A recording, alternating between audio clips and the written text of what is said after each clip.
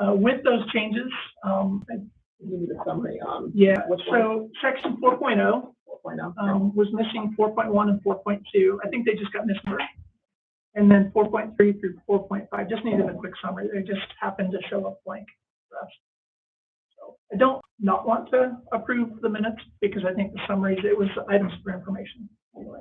So, if you guys are okay with that, they'll add them in, and we would always have the opportunity to go back and strike if we didn't agree with it, but it's information items. Anybody else have any corrections? Thank you, Sherry. Roll call on that. And that was, the motion was made from Carolyn and seconded by Elaine. Underberg? Aye. James? Aye. Nader? Aye. Ojala? Aye. Bartman? Aye. Motion passes. The next up is item 2.0 in our agenda, and this is citizen communication. And this is where we allow our students, our staff, our parents, and members from the community to address the board.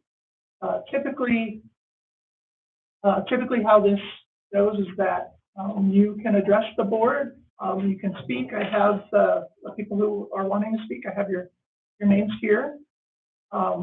We typically don't engage in back and forth conversations. So you can speak your piece, you can tell us what your ideas are, you can tell us whatever's on your mind tonight, and we'll be good listeners for you. So I'm just going to go in the order of what I have in here. I actually have Ms. Dritz first on here. Okay. All right.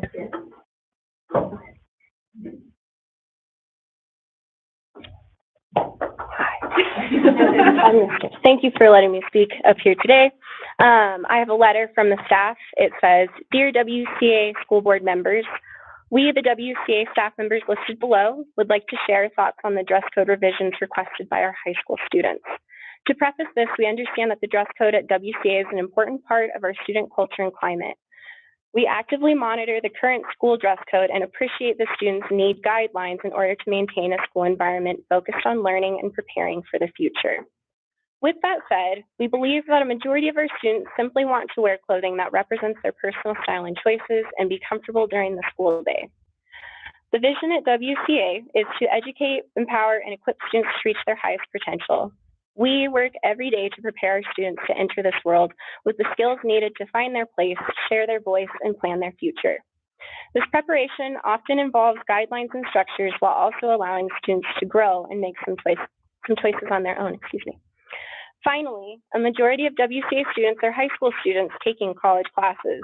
In class, we treat them as young adults and college students. They are developing excellent critical thinking skills, excelling with college-level work, and creating pathways that will lead to successful and fulfilling careers.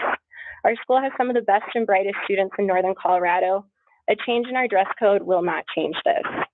We are in the classroom every day with our students. The WCA culture is engaged and focused on student learning.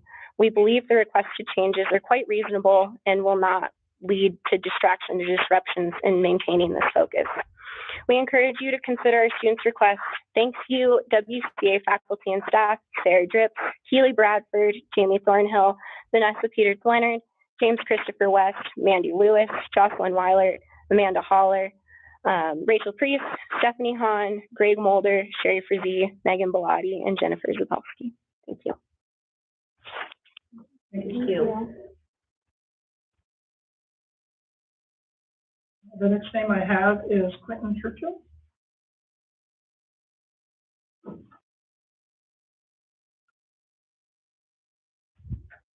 Hello. I would just also like to reiterate some of the dress code changes.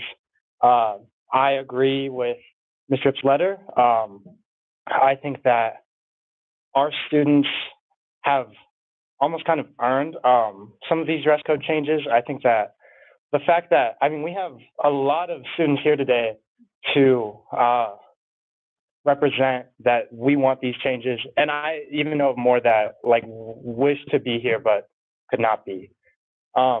And I think that representation is an important aspect, that these students really do want these changes. And I think it's important to us, as well as something that it would be nice to see that our student body can make a difference as a whole. I feel that these changes are fairly mild. It's nothing too severe, and that it won't be a distraction to learning. So that's my point. Thank you. Thank you.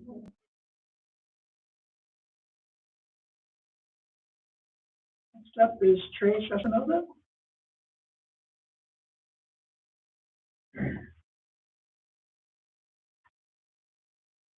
Hey, I wanted to thank Quentin for basically saying what's all on our minds. I'm not trying to oversimplify it. I do believe in that we can make those changes, those little ones, but you know, it'd be pretty good. No, but like as a guy in the crowd who would like these changes, like I love buying like my own style of clothes, but then not being able to wear it during, you know, school days, show people my kind of style.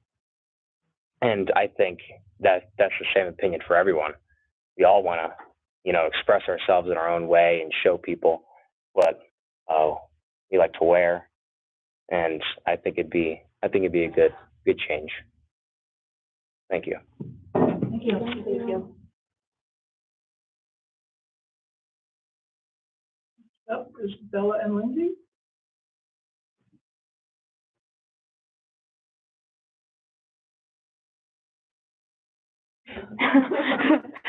Okay, so me and Lindsay, we kind of kickstarted this whole dress code change. And we started it because the sexism in dress code, I feel like women are targeted a lot more than the guys at our school. And that was our main reason we started it. But talking to all these students that want to change it too, and being on the committee, has made us realize that there's a lot more than just the sexism piece. There's body image, mental health. I have a job and school.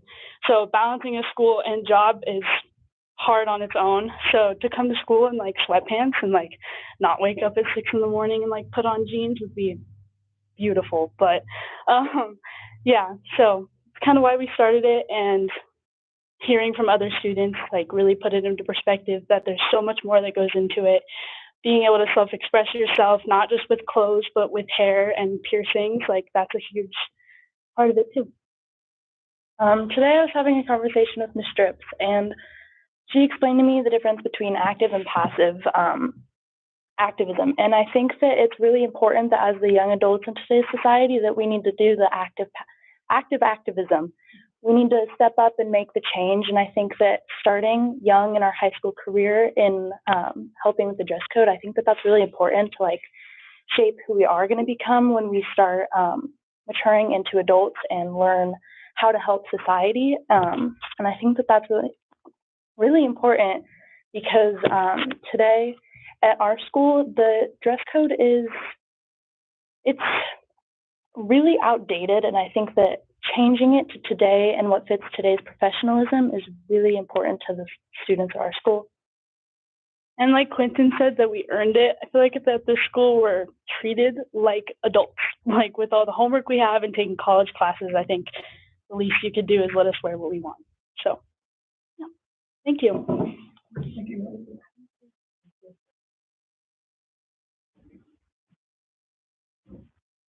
The Haley. Conway? Okay, thank you. Gonna sound like a broken record tonight. Yeah, so I'm not much of a public speaker myself, but dress code is something that I've always been especially passionate about. If you haven't noticed already, I'm quite a tall person. And with the current dress code, finding jeans that have no rips and are also long enough is quite the task. They're expensive. They take a long time to get here because you have to order them overseas. It's a whole deal.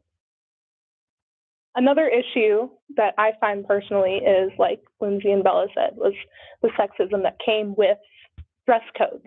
A lot of it was in women clothes. They apply more to that.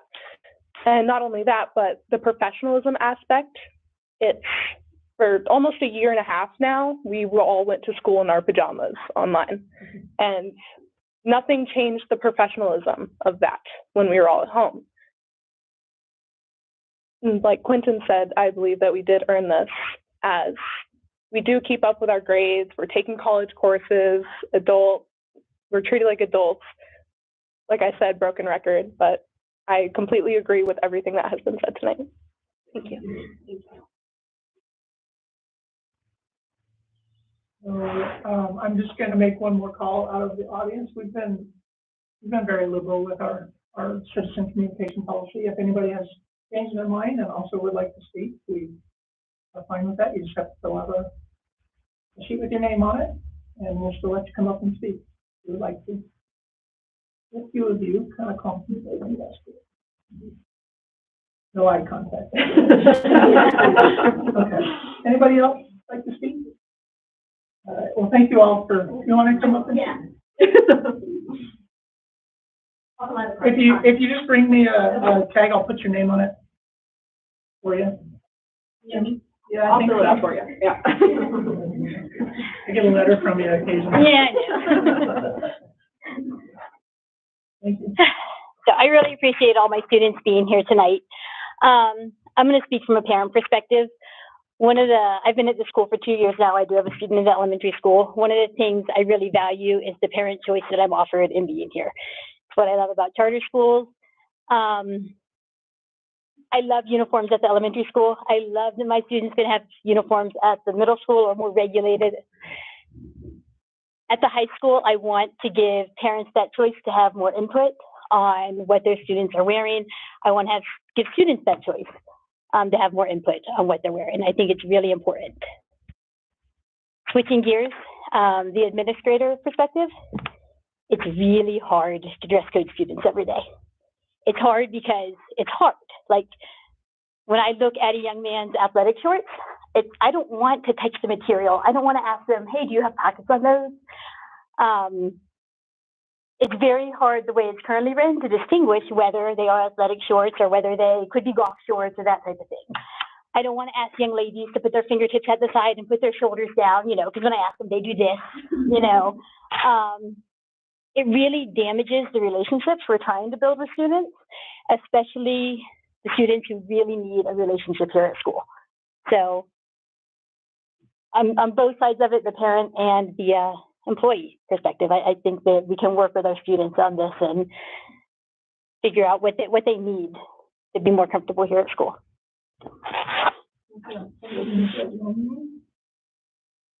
I'll have one more, Eliana. One. First of all, I'd like to thank you guys for letting us speak, and we really appreciate you guys considering these changes. We've talked a lot about clothes and length. I'd like to talk a little bit about hair color. My past school was a school where we could dye our hair. I went to class with a girl who had neon hair. And I was at the last board meeting, and it was brought up the question of, would this be distracting? And I'd like to say that I don't believe it was, because again, I went to a school with a girl in my class. She was a great friend of mine, and she had neon hair. And it was really cool. And I also think that it helps build student communication, because you see someone you haven't ever talked to in the hallway, and you, oh, I like your hair. Oh, I see that you did something different. And they'll remember that next time you come and see them, or next time you do this. And I think that's very important among the students, because you're talking to someone you haven't talked to before. I'd also like to add on to what Haley said with the length. I'm also a taller person, and I have to have a 7-inch inseam on my shorts to be able to wear them to school. And that's a struggle to find. I've only found one place that has them, and they only have one style. So that is also a struggle with the changes that our society has made. It's hard to keep up with the dress code that our school has. So thank you guys again for considering these changes. We really appreciate it. Thank you. And one more, Elsie. Thank you guys for letting me speak. It was last minute, but hair color is something that's really important to me. It was a coping mechanism through a lot of terrible and hurtful times in my life. In fact, it's so impactful to my life that I am going into the cosmetology business, and I am learning how to dye and color hair to help people feel great about themselves. Because every time that I change my hair color, I feel more confident. I feel I have a better work ethic. I do a lot more. And I think it's really important to let kids express themselves through their hair, especially through color, because who doesn't want to have purple hair and feel as amazing as possible, or pink hair and feel like you're on top of the world? I think it's just beautiful. Thank you. Thank you. All right, I think that concludes our citizen communication. Thank you all for your input. I do appreciate it. We appreciate it. Next up is item 3.0, reports. We'll start with the executive director's report. So we have a few student groups here tonight that are going to present to the board.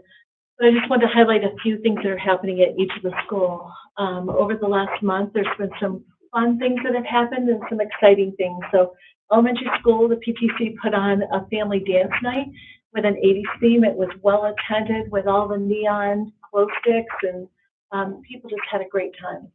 Also, in the report, it shows that student council, they were able to go and help bag over 2,000 pounds of celery. And they also attended a conference with the Town of Windsor mayor and wrote commitment statements on how they plan to make a difference in the community. So what a great learning opportunity our kids are having in our schools. Middle school and high school spring concerts have highlighted all the great things that are happening during the day. If you've had an opportunity to attend those concerts, they are amazing. Ms. Frizzy, Mr. Montoya, and Mrs. Lysicow do a lot of hard work, or work hard to make sure that they're helping students to develop talent. High School Shadow Week. I actually would love for Hannah to share a little bit of insight on this. This is something brand new that Hannah brought to the school, and it has brought a lot of insight from parent perspective, teacher perspective, and leadership perspective. Do you want to share a little bit about that? Sure. So we just wanted to give multiple stakeholders opportunities to live a day in the life of somebody else in our school to get a different perspective. So we had, Laura Holtz actually shadowed me for a day. We had Brad Otto and Shirley Davis shadowed students for a day. We also had Cam Anderson and Marita Rice those were parents that shadowed students. We had Mia Delanini shadowed one of our paraprofessionals, and Teresa Tickler, Lindsay Yost, Josie Ringline, Serena Seneca. Everybody was involved in shadowing students. And so it was a really, really interesting perspective. I've actually had many students say, can I shadow? Can I have somebody shadow me? I'd love for somebody to see what a day in the life of a student is. And we saw a lot of opportunities for growth, but I think we also saw some amazing things that are happening, and gave that insight to a lot of other community members to that. So I'm really hoping to continue that and maybe even do it twice a year next year to give multiple people opportunities. So maybe at some point board members can come in and see what a day in the life of a student looks like. Right, students, you want somebody to be like, yes, come see what happens all day. Yeah. So it was amazing. High school sports. You want to share that big news? So both our boys and girls varsity basketball teams won the conference. So the conference championship. So that was the Foothills Conference, and this is the conference that Ms. Yost helped to create as a part of our application to CHASA. It's a combination of 2A and 3A schools, and they won the conference. And so once we are in CHASA, what that might potentially mean, well, it could mean for sure, is that we would then get a state berth or a playoff berth if you win your conference. So just knowing next year, if we continue to do what we're doing, we will be eligible for playoffs. So that's exciting. And then you brought in some new sports. Yes, so we have two new activities this spring. One is Esports. So yes, video games. It's a CHASA sanctioned activity now, which is pretty amazing. So we have, I think it's 12 students that are participating in this, and they compete with other schools throughout and they're getting college scholarships for this. It's pretty amazing. The other new activity that we brought on is boys volleyball, which are playing right now. So the new sport, and yeah. And then, the high school math team, I'm sure. Yeah, so our WCA math team, actually, would you guys like to come up here and kind of explain what you just did? You can just stand right there, wherever you're comfortable. Okay. So we're missing a couple of our members, Yeah, but that's fine. So we had a team of 5, and I kind of will just explain the basic competition. So it's a 14-hour competition. We got here around 7:30 to set up, started at 8, ended at around 10 at night. We had a goal of writing around 20-page paper to answer 3 questions that were given in the morning. These 3 questions are kind of built on real-world data. So they give you a whole bunch of resources, tables, graphs, and just a lot of data to build off of to answer these 3 questions. So all the questions, they build off of each other. So the first one is kind of separate, and then the second one's separate, and the third one kind of combines both of them to a bigger area. It's called the Math Modeling Challenge. So you're kind of creating models to mimic real-world data and kind of make predictions about the future. This year's questions were about remote working, and so like the first problem was about like what percentage of jobs in certain areas could be remote by certain years, and they gave past data and to come up with models to predict that.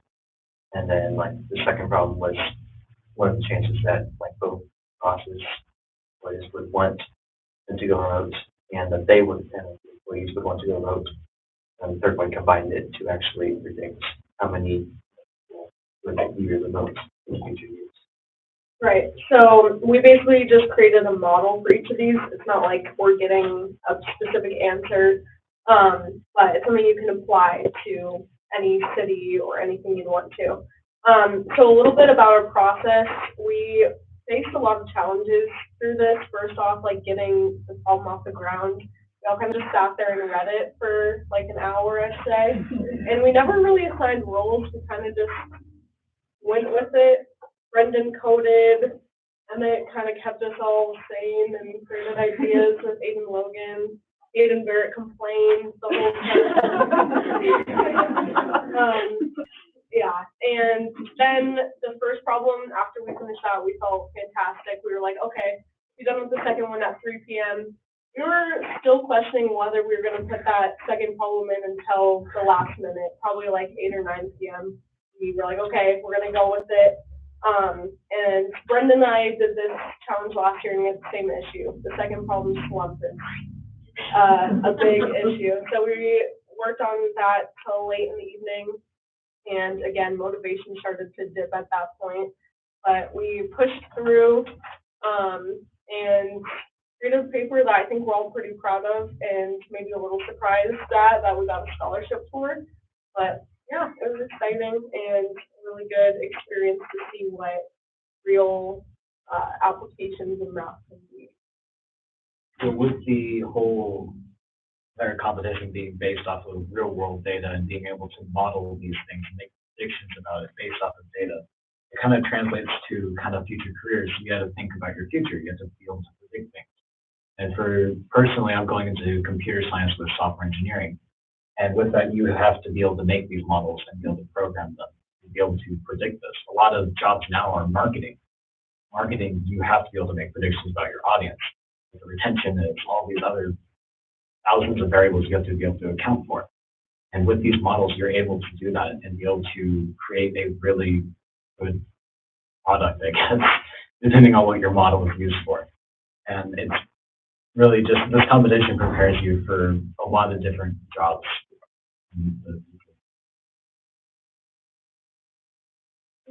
That's it from us. You guys have any questions for this guy? You saw your paper. Your paper is impressive. Yeah, I mean, really look at it, well I'm like, that's graduate level work and beyond. Like, that's amazing. This equation I'm looking at, I don't even know this. Letters to describe it, but yeah. Really incredible. Very, very impressive. Congratulations on the scholarship. Excellent work. Yeah, really well done. I have a question. Do they give you the data like hard copy, or you get to go research it online? So they will give you, we get a spreadsheet to download, and that has a ton of different tables and different information that we can use. You can also do your own research to get other data from your site. And then did you make the assumptions for, well, what sticks in my mind, like agriculture was like a 1%. There's not a whole lot of possibilities to work remote in certain areas. Did you guys do that, or was that data that they gave to you? That was data. The assumptions, though, are things that we like decided on to move forward. Within our paper, it's kind of laid out to where there's like assumption sections, and those are the assumptions that we make based off of the data we're given, and then anything else is hard factual from the data itself. Well, it was impressive. I agree with what you guys said. It was. I looked at it and I thought I was in college. Very impressive. Yeah, well done. Great work. Thank you for presenting. And then Hannah, would you have NHS? Yeah, do you want to stay up, McKenna, and just give a quick NHS report too? Okay. All right, and then we've also been having a great start to the NHS semester. So we just got 24 new committee chairs and secretaries, and we did a leadership training with them. And a lot of people have been stepping up. A lot of previous leaders have been continuing to lead as well, so that's awesome to see. We had a February Parents' Night Out. It's like the December one. We had kids come in, and we did all sorts of activities with them. NHS students ran it, and it was all free with the option of donation. So that was pretty cool. And we also have our newsletter and website committees highlighting some amazing individual service projects. For example, we had Carly Kessel do artwork for the Well for Haruna project, which they just created the well in Burkina Faso, which Ms. Holt has been working on.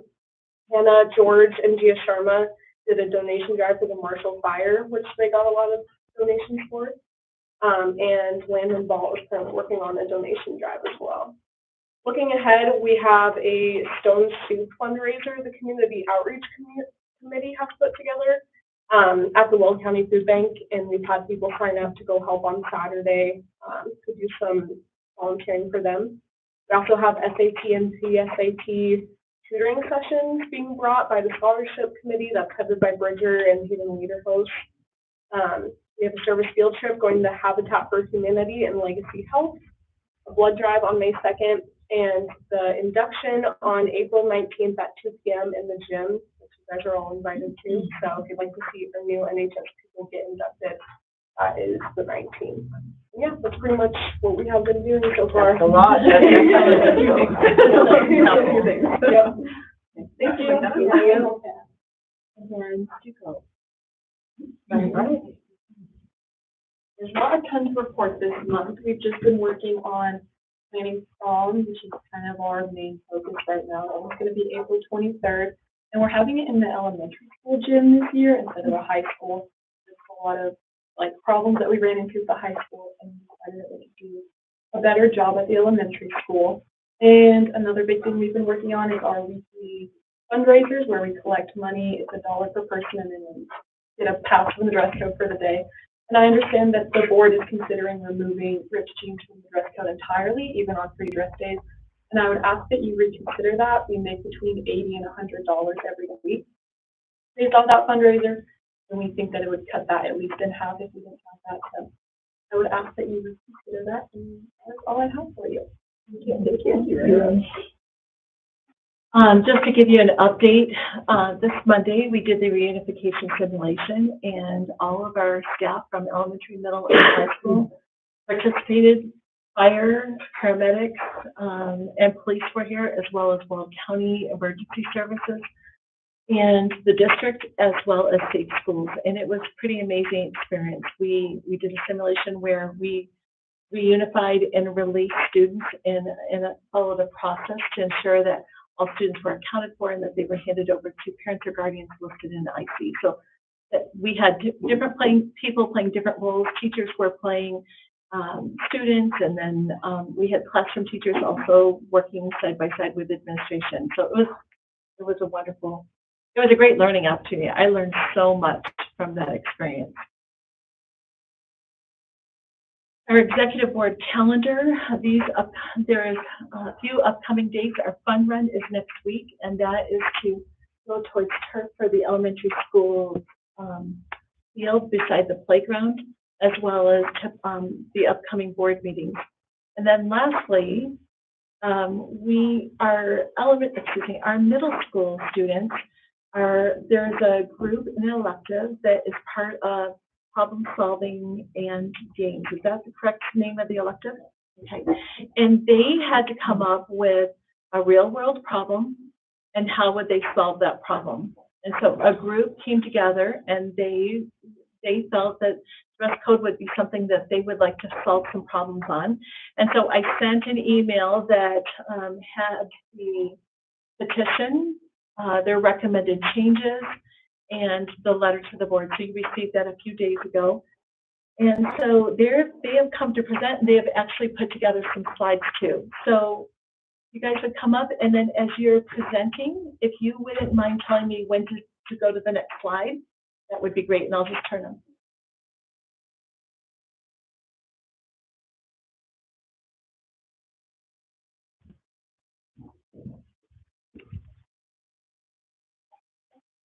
You can head to the next slide.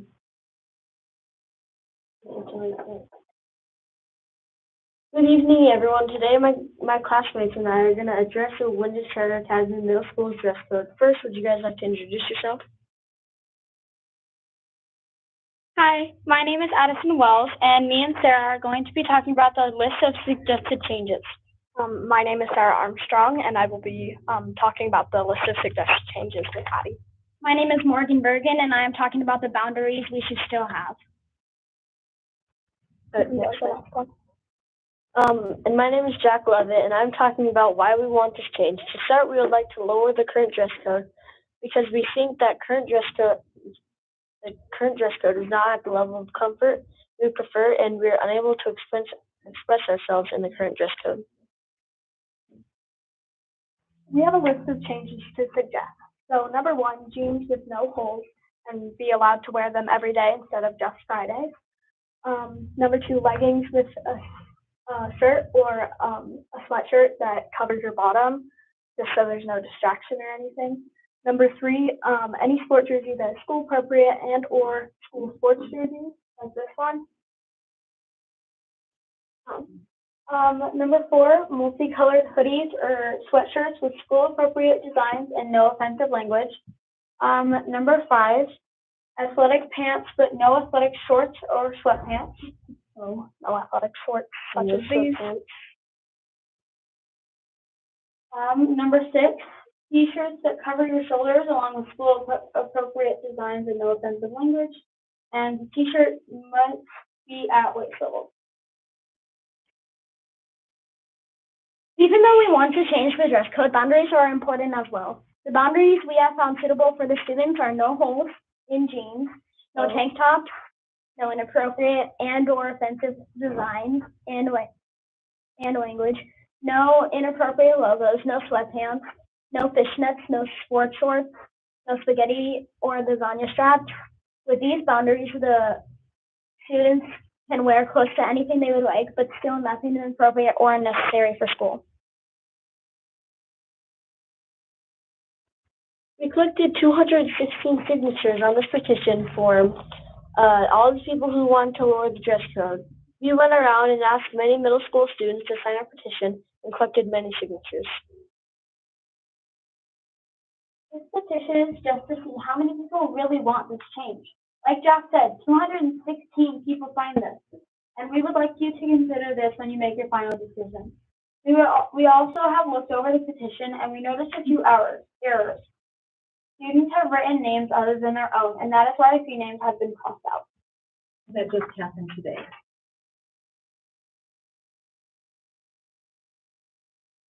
Thank you. Thank you. Really well done, guys.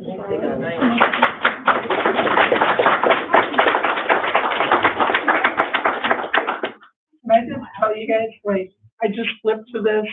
We were talking about names and if those were real names or not, and I love that you went through and you went through and put a strike through the names that weren't, I guess, legitimate, because there's so much talk about elections and paperwork and petitions and recalls and everything like that. And you caught the Mike on here.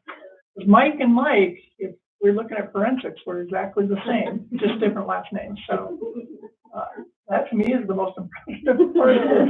And I like that you showed us stuff. I don't know what a lasagna strap is. I saw what a spaghetti strap was. Basically a spaghetti strap, but it's kind of like wires with fingers. So it has to, like, it's kind of like no tank tops? No tank tops, no like any like spaghetti straps. They all have to cover your shoulders. Do you get to wear jeans or polos on your dress? Okay. Anybody else like to look at this? An impressive striking. Dr. Chico emailed it. Oh, yeah. Yes, that'll work. Even more work. Yes. And this concludes our report. The middle school students, just so you guys know, they will be during items for action further down. They will be talking about the dress code policy, but your presentation is important so that when they are talking about it, they have a little bit of background on what's important to our middle school students as well. So thank you for that. And so this concludes my report. There's some great things that have happened in our schools. We have impressive students. You can see this over and over and over at our elementary school, our middle school, and high school. And we as administration are so very proud of our students.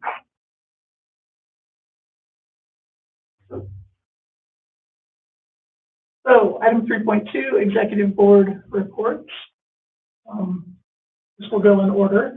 John's not here. For me, let's see. Goodness. I do enjoy Coffee with Leadership. I hope to see some of you guys there tomorrow. We had an engaging conversation about dress code at Coffee with Leadership last month. So it's usually stuff that we talk about tonight. People will come back and they'll want to discuss more on decisions that were made or whatever. We've been doing a lot of election committee work, and that's moving forward at a rapid pace. Elections are coming right up, and tonight we will hear from our candidates, and then just attending, like everybody else, attending some soccer games, athletic games. The cheer end of the year finale was impressive. They chose to do a showcase of the cheer teams instead of a banquet, and what a neat idea. Maybe some of our other athletics could move towards that, you know, like a game, like an exhibition game or something like that. And then I went to the reunification drill, and that was on Monday, and you know, real life kind of beat them to the punch a little bit, but I think that helped your drill a little bit, or your exercise, as you would call it.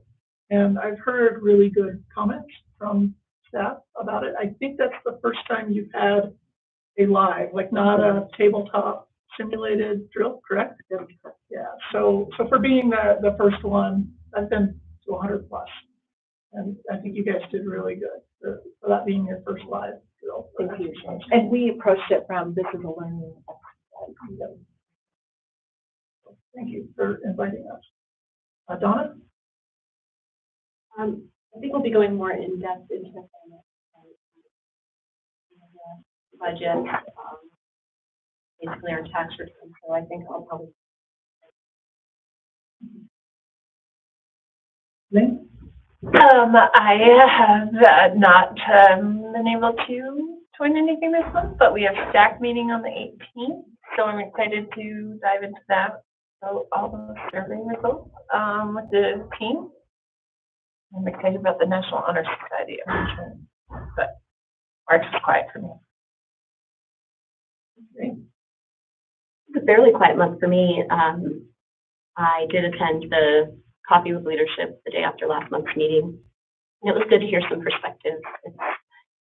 It's tough. These decisions are not easy because you hear, I appreciate everybody's perspectives and experiences, and you hear the spectrum, right? Everybody's got a wide variety of opinions on all sorts of issues, and this is just like that. So it was good to kind of process through some of the things that I hadn't considered in depth during the meeting, and those are good meetings. If anybody's able to make those on the Friday after our board meetings, it's a great opportunity to have just, the regular conversation with leadership so that we can process a little bit more.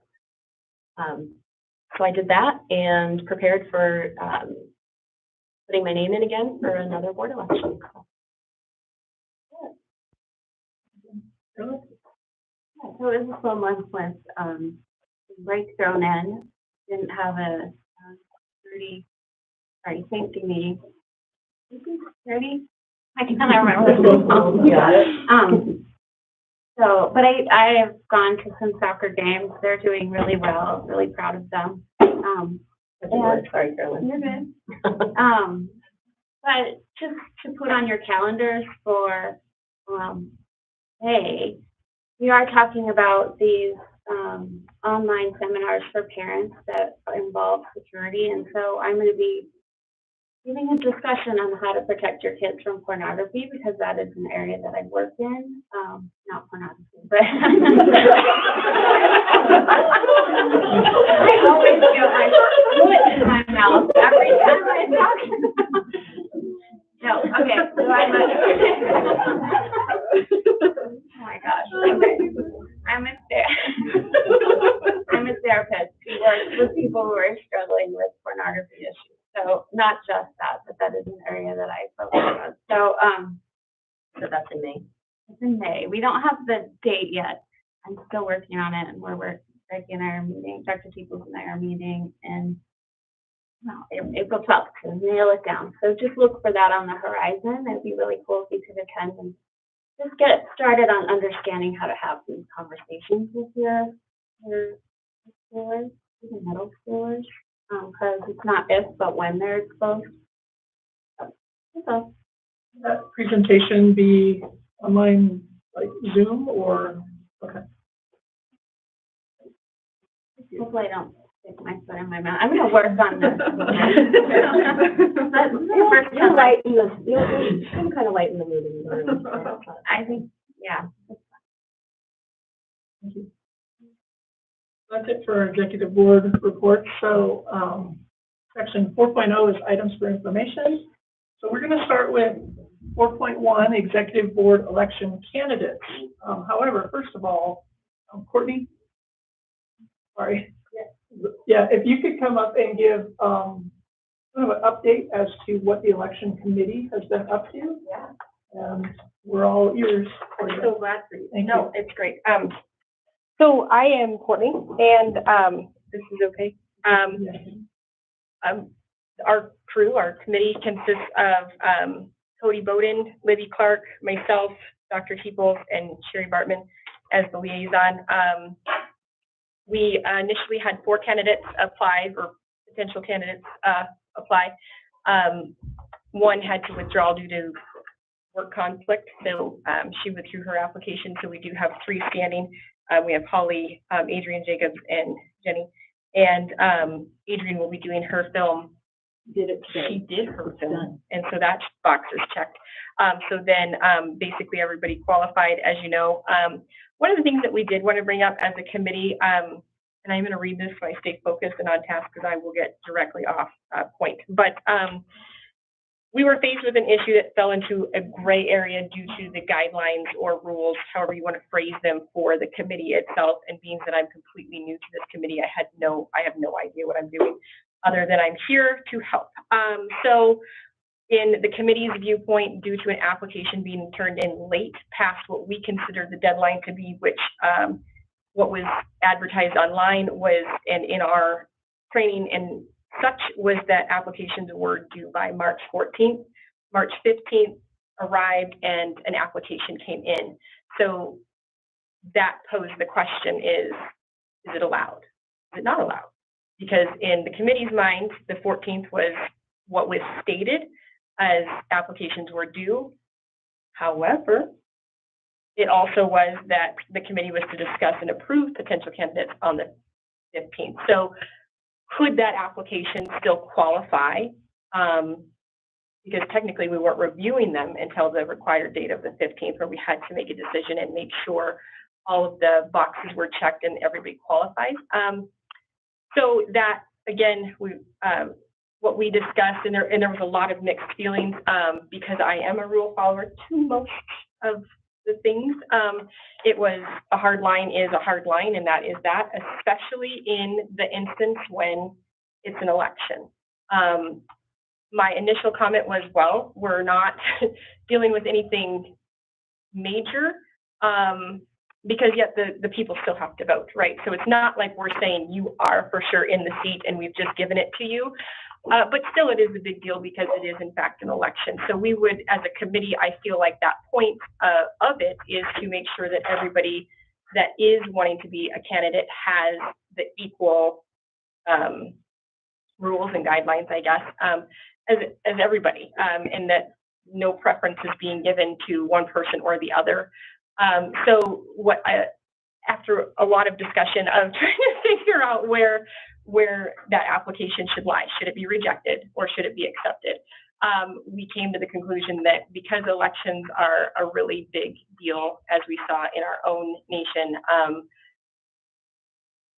we will allow it this year, but what we would request from the board is that we really come up with a hardline set of rules for this election committee, because I say this personally because I don't know that my fellow committee members share the same viewpoint, but for me, a statement was made that, you know, this is, the gist of it was that, again, it would be up to the board to make the final decision. And to me, that was, well, what's the point of that's the point of the committee, though, in my opinion, is why you would bring us together, is to not necessarily allow the board, and I easily could have misunderstood it, but allow the board to maybe overrule the decision of the committee, which would then therefore potentially skew the fairness of all candidates that are applying. So to me, that's just a personal thing that I had rolling around in my mind, but it would just be very nice as a committee and somebody that doesn't have a clue what we're doing other than helping. And just to know what those firm guidelines are. What do you expect from us? What do we anticipate? And yes, there's a great slideshow for training put out, but those were the points of topics that we wanted to bring up just in this learning experience moving forward for next year, is like, what can we do to just make it very clear and transparent and fair and such. So that is all. Is there anything else you want to know? No, thank you for volunteering your time. Oh, you're welcome. Absolutely. And I think I do appreciate everything you've done, because you're doing emails, you're accepting applications, and I think the discussion we had with the entire committee was when there's a gray area and it's not outlined in the bylaws, it's not defined by the bylaws, is that there is some interpretation that can happen. And I think the committee came together and said, okay, we can do this and move forward with it. That said, the board also said, we want to make sure we discuss it tonight. So thank you so much for everything you've done with the committee, and more work to be done. Yeah, we're excited. I got a good team. Well. Courtney and the committee has done an amazing job. They have just run with it, and they own it. They own the election process, and they have done their due diligence. So thank you. I have a quick question. I don't know if it's directed at Courtney or Sherry, but after past elections, we've kind of had a debrief plan where kind of your committee will meet one last time. Yeah, we're going to do that because we think that there might be a couple bylaws that we need to look at. So with this particular application, we scoured bylaws to make sure we weren't going against any bylaws, and we weren't. And to Courtney's point, we weren't discussing candidates until the next evening. So I think what we'll talk about in our debrief is, do we accept them right up until the time of reviewing and approving candidates, or do we try to put some language in the bylaws to direct that a little bit tighter? But and probably the most important point is that We didn't appoint anybody. We just said we'll accept their application and then let the parent membership decide out of the 3 candidates that are left now who they feel best for, who would be best for the ECA. Sorry. Well, hopefully that answered the question.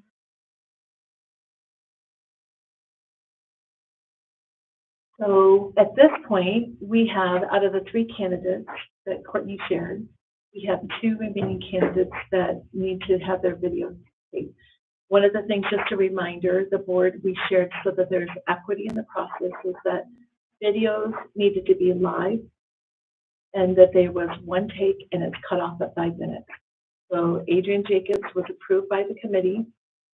She had to come in by today. She came in, did the same thing that these candidates will have. It was here at the school, it was recorded by Sarah Sanders, and it will be cut off at 5 minutes. Okay. All right. So, Courtney, do you want to name the first candidate you want to come up? Sure, I just did them in alphabetical order, my first name, so Ollie is next. All right. So it'll record this way. I don't know if you guys want to. Last year, we allowed people to step out of it so that you had a clear background. And can you? The only thing it shows is Carrie Jones, you know. Okay, thank you. That's exactly what I was going to say. You read my mind somehow. I don't know. I can tell. Yeah, up there. Yes, she'll position you, and then you can use that. You're going to stand right. You should get to hold on to something. I'm good. I'm glad. All right, so you're going to look right there. Okay. Okay. All right. I'll give you the number when you're ready. Okay. Okay. Well, then before we start, to the kids who were talking about being nervous and anxious with public speaking, do a lot of it now when you're young, because at this age, my knees are knocking so loud, I might have to stop and answer them. So we're just we're gonna hold on and we can see you.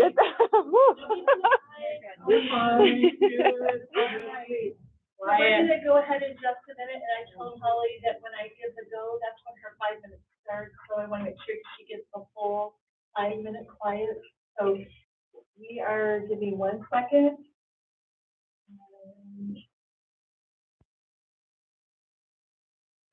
All right. Hi, I am Holly Stevens. I am mom to John, who is in the 8th grade, to Emma, who is in the 7th grade, and to Leah, who is in the 3rd grade. I want to thank the board and everyone for the opportunity to come up here and speak to you guys and just share my heart with you. My husband, Lucas, he is a major in the Colorado Air National Guard. Just recently got that rank, so super excited about that, and he is stationed in Greeley. And I teach a dance fitness class at VASA in Greeley. And so if I'm not at the gym or at the base or at home working at my home business, you can find me at many of the various sporting events for my children, where I am probably the loudest. Fair warning, you will hear me before you see me at those events because, like I said, I'm notoriously loud.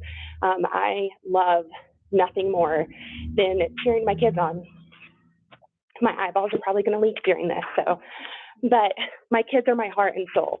And when we were looking at the application as to whether or not to do this and what my why would be, my why was my kids. Little background on us, my husband and I come from a really small town in East Tennessee. We had grown up there. We had community. We had friends who had kids the same age. We had family around. And when the military chose to move us to Colorado, we were moved originally to Buckley, which is in Aurora. And we went from friends and community and family to nobody. And it was a really lonely experience. And when we found out that my husband was going to be stationed in Greeley, we knew that it was going to be a long and most likely permanent station for us. And we wanted community. And as we were driving around northern Colorado trying to figure out where we wanted to be, we just so happened upon Windsor. And we drove down Main Street. And I'm going to cry. Okay. I knew this is where I wanted to raise my kids. I knew this is where I wanted to be. It was exactly the small town environment that I wanted my kids to be around. And instantly, 6 years in one place, instantly in Windsor, we found community. We found friends who had kids the same age. We found, people who have become family. And that's my why for all of this. It's not that I come in with a ton of experience or a huge background in this. My why is this community. My why is these kids, and not just mine, all of the kids, wanting to make sure that we give them the best education possible, we give them the best opportunities possible, and we give them the best environment possible. That is my why. And so if you guys have any questions whatsoever about where I stand on anything, I am an open book. You can ask anyone around here. Feel free to come up and have a conversation with me. We can talk over anything, and I'll tell you where I am, and I will listen to where you are, because that is the one thing that I saw with this school board that you don't see everywhere else, is that they can have really tough, hard conversations, and it is respectful, and it is kind, and everyone listens to one another. And that's something that I want to be a part of, and that's a community that I want to be a part of. So thank you for your consideration.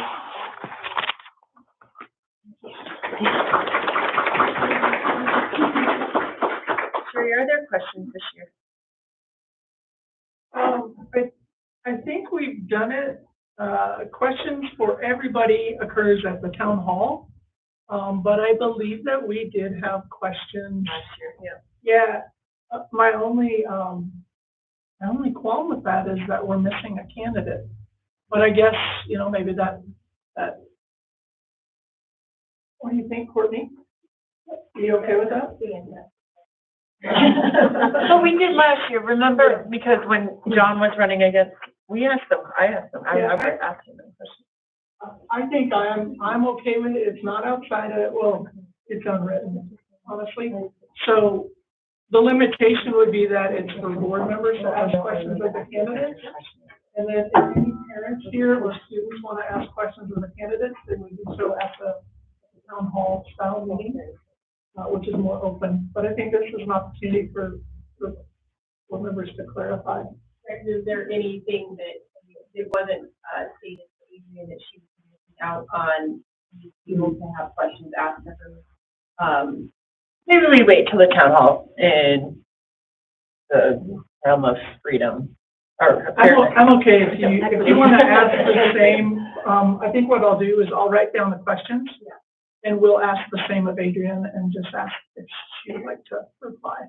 The problem with that is in the town hall, if you don't then re-ask it of these folks, then they don't get that opportunity. So you're going to re-ask it again, all of them again. I didn't follow that. How about I give my speech and you guys consider it? Because I'm sitting here with my knees knocking. Jenny, go. Please. You guys have to appreciate I've spent 25 to 30 years of my career interpreting gray areas, and where there's not a regulation to fall back on, I tend to want to give some liberal aspects. Well, there's precedent for it too. I remember asking Aaron questions. We've all been asked those questions, but we did change the format after the COVID shutdowns, because that was all done the following fall instead of the spring, and it was done virtually because we still weren't meeting a whole lot in a room. So my understanding is one of the questions was brought back up, and I don't know if there's anything missing out on if she wasn't able to have a question after her night, because it is just it's not the voting people. And in the precedent, just going back even before COVID shutdowns, typically the people asking the questions don't ask the same question of everybody. I just said to Jenny, yeah, it wasn't an equitable, like you asked one question and all candidates. It was actually directed questions. I remember asking Aaron a directed question I didn't ask John. Jenny, would you like to get rid of the knocking knees and do your presentation? I'll go. And then we'll do board questions. Okay. Okay. And are you timing? You are timing. Yes. Hi, my name is Jenny Ojala, and as you know, I'm a board member and I'm also a WCA parent. My daughter started here in 2012 as a kindergartner, and I've got a now ninth grader, a seventh grader, and a fourth grader. So they keep me busy running to all sorts of different sporting events and those things. I have a background in law enforcement, which was many, many years ago, before I was a mom. And most recently, I'm in construction project management and working on a project currently in Winter Park, 6-condominium complex. So I'm responsible for project coordination, scheduling, the billing, budget, lots of different areas of the project. I also own and operate a small cleaning business. So I've kind of got a broad variety of professional experiences. I'm wrapping up my second term serving on the board. So I've been a board member for about 5.5 years now. This term will be over at the end of July. So many things have changed since I last ran for this position. 3 years ago, we'd never heard COVID before. And we hadn't dealt with a lot of the issues that are just spreading across the United States right now, with school boards and parents fighting for their voices to be heard. So as a community, over the last 2 years, we've shared experiences that I don't think any of us could have even anticipated 2.5 years ago. We've all landed in our own places and come to our own conclusions and made our own decisions about what those experiences are going to mean for us moving forward. And one thing that I've really loved about being a part of Windsor Charter Academy over this last couple of years is watching as our community struggled through it together. We didn't always see eye to eye. We often didn't see eye to eye. But in spite of that, I think we were able to listen to each other's perspectives, have really professional, respectful, cordial conversations when people were being escorted out of other board meetings by police. And I'm so grateful for that. I think we have a really incredible thing going here at Windsor Charter Academy. I got to watch our administration and our staff, our teachers, rise above in a way that just continually blew my mind. I don't know how many times I said in the last 2 years to our administration and our staff that I can't imagine all the hours of work that went into navigating the difficult circumstances that they did. So in light of that, and in the midst of all of the great societal and political turmoil, knowing that I've got this group of people that desires to come together, that I get to be a part of, makes me want to do it again.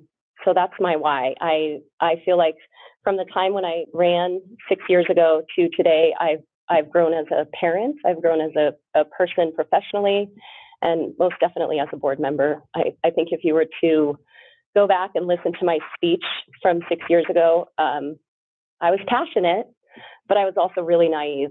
I didn't really understand the role of a board member and the dynamic between administration and staff in the community. So I think what I have to offer is 6 years of experience of making mistakes, of working with people who I sometimes didn't really agree with at all, and even maybe had a hard time figuring out ways to respect them, but continued to push forward to try and work for the common goal, which is making our students, opening up an opportunity for our students to have excellence in all areas. And I really believe in the Windsor Charter Academy mission, and I hope that you will consider me for another term as a board member here.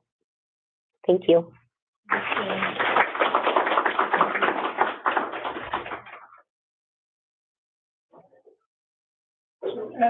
As Courtney mentioned in her presentation, we have one more candidate who couldn't be here tonight, so they have recorded their 5-minute speech, and we'll have that out to you guys as well.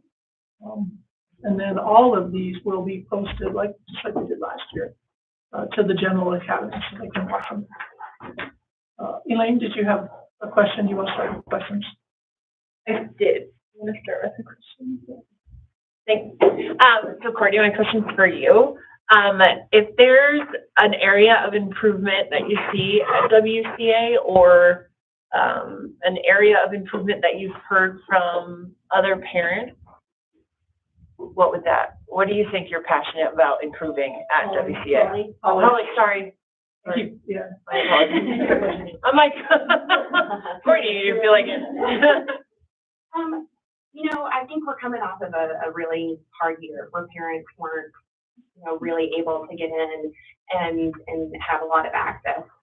And this year, it has been something completely different. I know for me personally, being able to have conversations with Mrs. Steelback and having a great relationship with her and being invited into my children's classrooms, middle school and elementary school, you know, that's something that I cherish, that if I'm a little anxious or nervous about a topic that's going to be spoken, it's, why don't you come on in and sit with us, and then let's, you know, see how this is going to be presented. And that is something that I value. I mean, that was something that was huge for me to have that access. I think WCA has a very unique position in where it is very heavily parental involvement, more than maybe the average school. And so being able to have parents to come in and be a part, and not just being here volunteering, but to be able to just have those relationships with the teachers and the administration, I think is good. Thank you. Any other questions, Elaine? No. On a note, Holly would advocate this, so that's good. Any other questions? I don't have any questions either for either of you, but spread the word. There will be a town hall, and there will be a chance to ask questions of all three candidates in the same forum. And then we talked about dates. You guys are well aware of dates because you've gotten the timeline, but for the general membership, we moved our election up a little bit this year. We've struggled over the many years to get you know, a higher percentage of voter turnout, and you know, a lot of the feedback that came back over the last couple of years is that, you know, hey, May, and especially those last 2 weeks of school, is so tough. It's a very busy time with the children, and you know, back in the day, we actually held in-person voting at Mayfair, which you know was the last few days of school, and so we wanted to be cognizant of that and try and work with a schedule that moved that up a little bit. So it still gives you know, whatever candidates get elected, it still gives them a few months to into the meetings. Kind of get their bearings, so to speak, and get some experience. But so we're on a accelerated schedule. If you guys remember last year, the elections were well into May. I just want to personally invite everybody to be a part of the town hall, ask you questions. And what time is the town hall? 6, I think. Is it 6, Courtney? I think that's the time. And we'll definitely be sending out newsletters around that.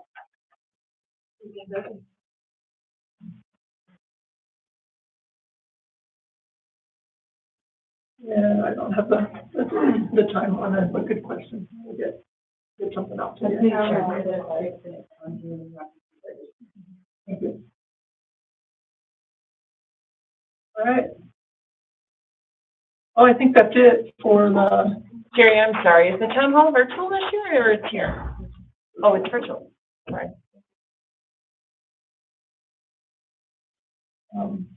Any other questions? Any questions outside of the 2 candidate speeches?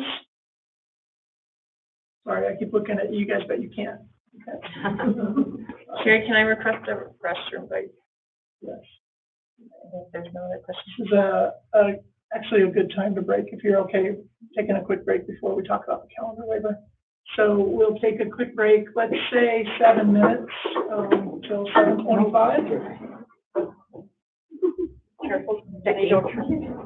Becky, for your happy birthday. Oh, look how pretty they Isn't that really pretty? You almost don't want to like break it. Oh, I love it. Thank you. I wish I could tell you the flavors of each of them, but I've forgotten. But like this one, they're happy birthday.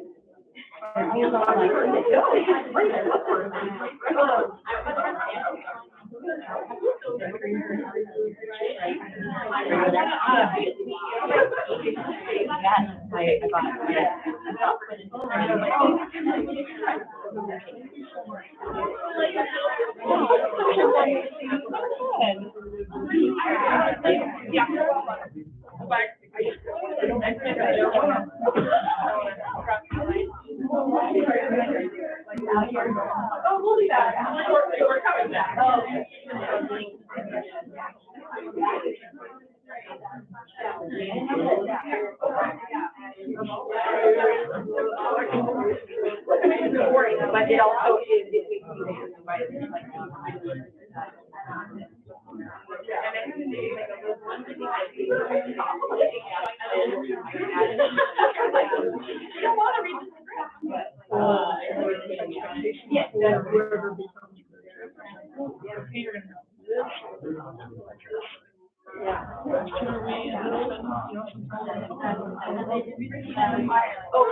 trying to get everybody's input.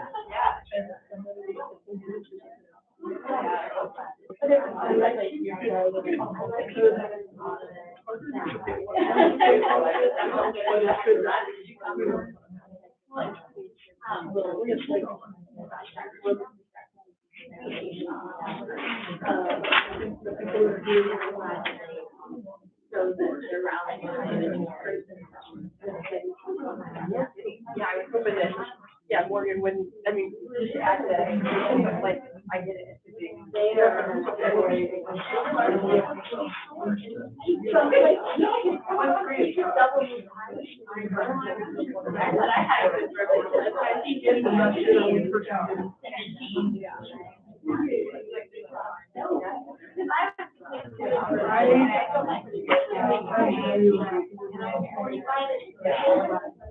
I don't know how.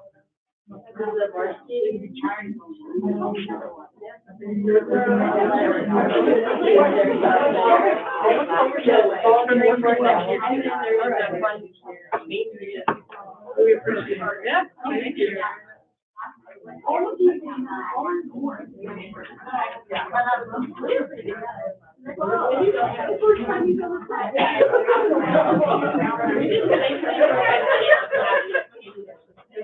Hi, friend.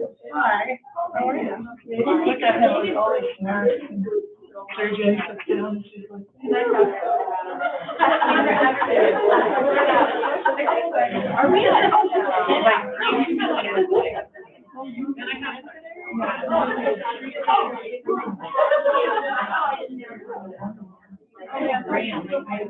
I was late getting there, to the airport, so I ran, and I was like, I didn't do anything. And then I landed late, and then I had to run to my car to get my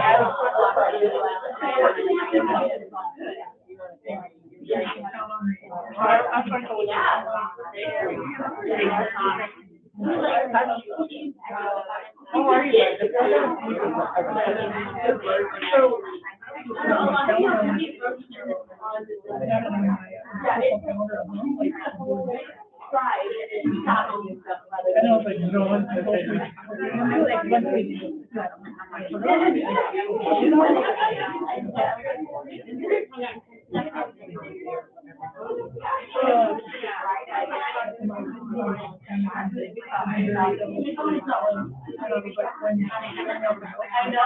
I was like, I didn't want to look at it. You guys all figure out what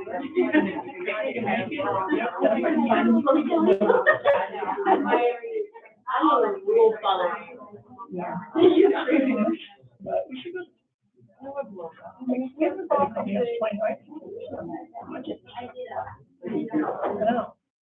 We should have Becky post one, because that was a fun. What's that? Post a Coffee House 29. Yeah, that was nice. Yeah, just like, it was very casual, and anybody could post anything. And it was just a chance to be out of the environment. Hey, do you like them? So they're from Sam. And my kids didn't know, like I asked us to make it. It's just a new mix. I like the sunflowers. Well, Elaine? No, I can't take her for no. That's funny. Hannah, how are you? How are you doing? So good. Good. How's the kiddos? Adorable. Fun. Second and first. Soon to be kindergarten, second and third next year. My baby's going to kindergarten, Hannah. I was talking to somebody, they were talking to me, she was saying how many staff and board so I don't know if you know this, but all of the middle school, high school staff kids ride the bus every morning over to the elementary school. So we started that this year. It's been amazing. Like they all just like meet and they all like trot to the bus and hysterical. Mr. Mulder was the bus driver and Mrs. Storm was the bus driver. And Mr. Mulder has no kids, right? And he's like, that's part of my whole day. I said, are you gonna be an elementary school teacher? He's like, absolutely not. So, but it is fun to, yeah. It's fun. And he's like, you do a joke of the day. That's right over. So it's fun. No, it's not the big one. So the big one.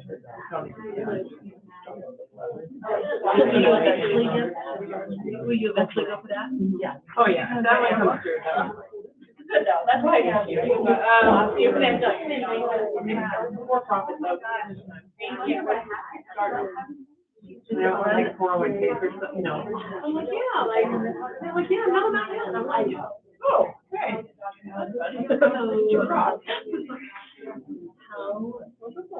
How much did you start today? We're doing and so back from Atlanta, everything was fully shopping. Really?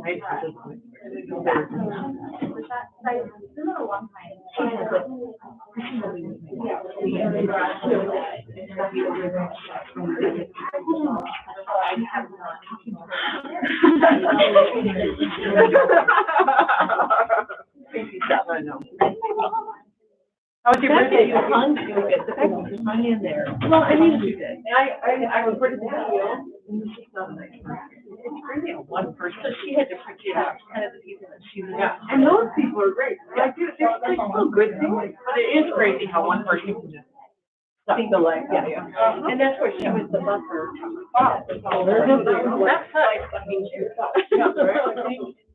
There are changes, and these maybe. Oh, are we recording right now?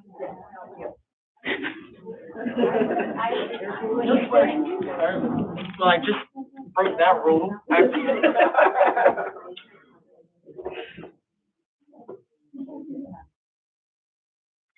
Alright, so when did we do this? It was 17 after the 7:10.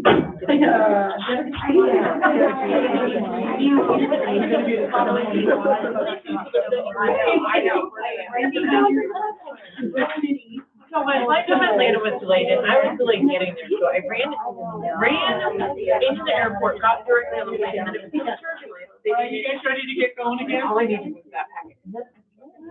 So it is 7:27.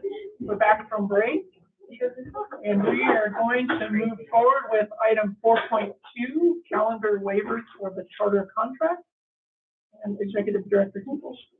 So I wanted to touch base. We talked briefly at one of our last board meetings around the calendar process. Right now, our charter outlines that our calendar has to start and end as the same district, same days as the district, as well as having spring break, winter break, and Thanksgiving break the same.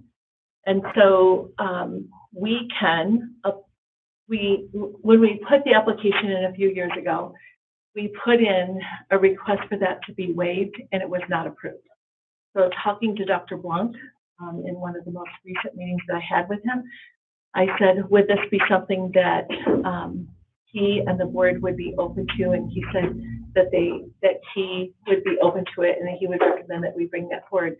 So I'm meeting with Dr. Blanc next week, but I wanted to make sure that the board still informally felt that way so that I could move forward to talking about what are the next steps.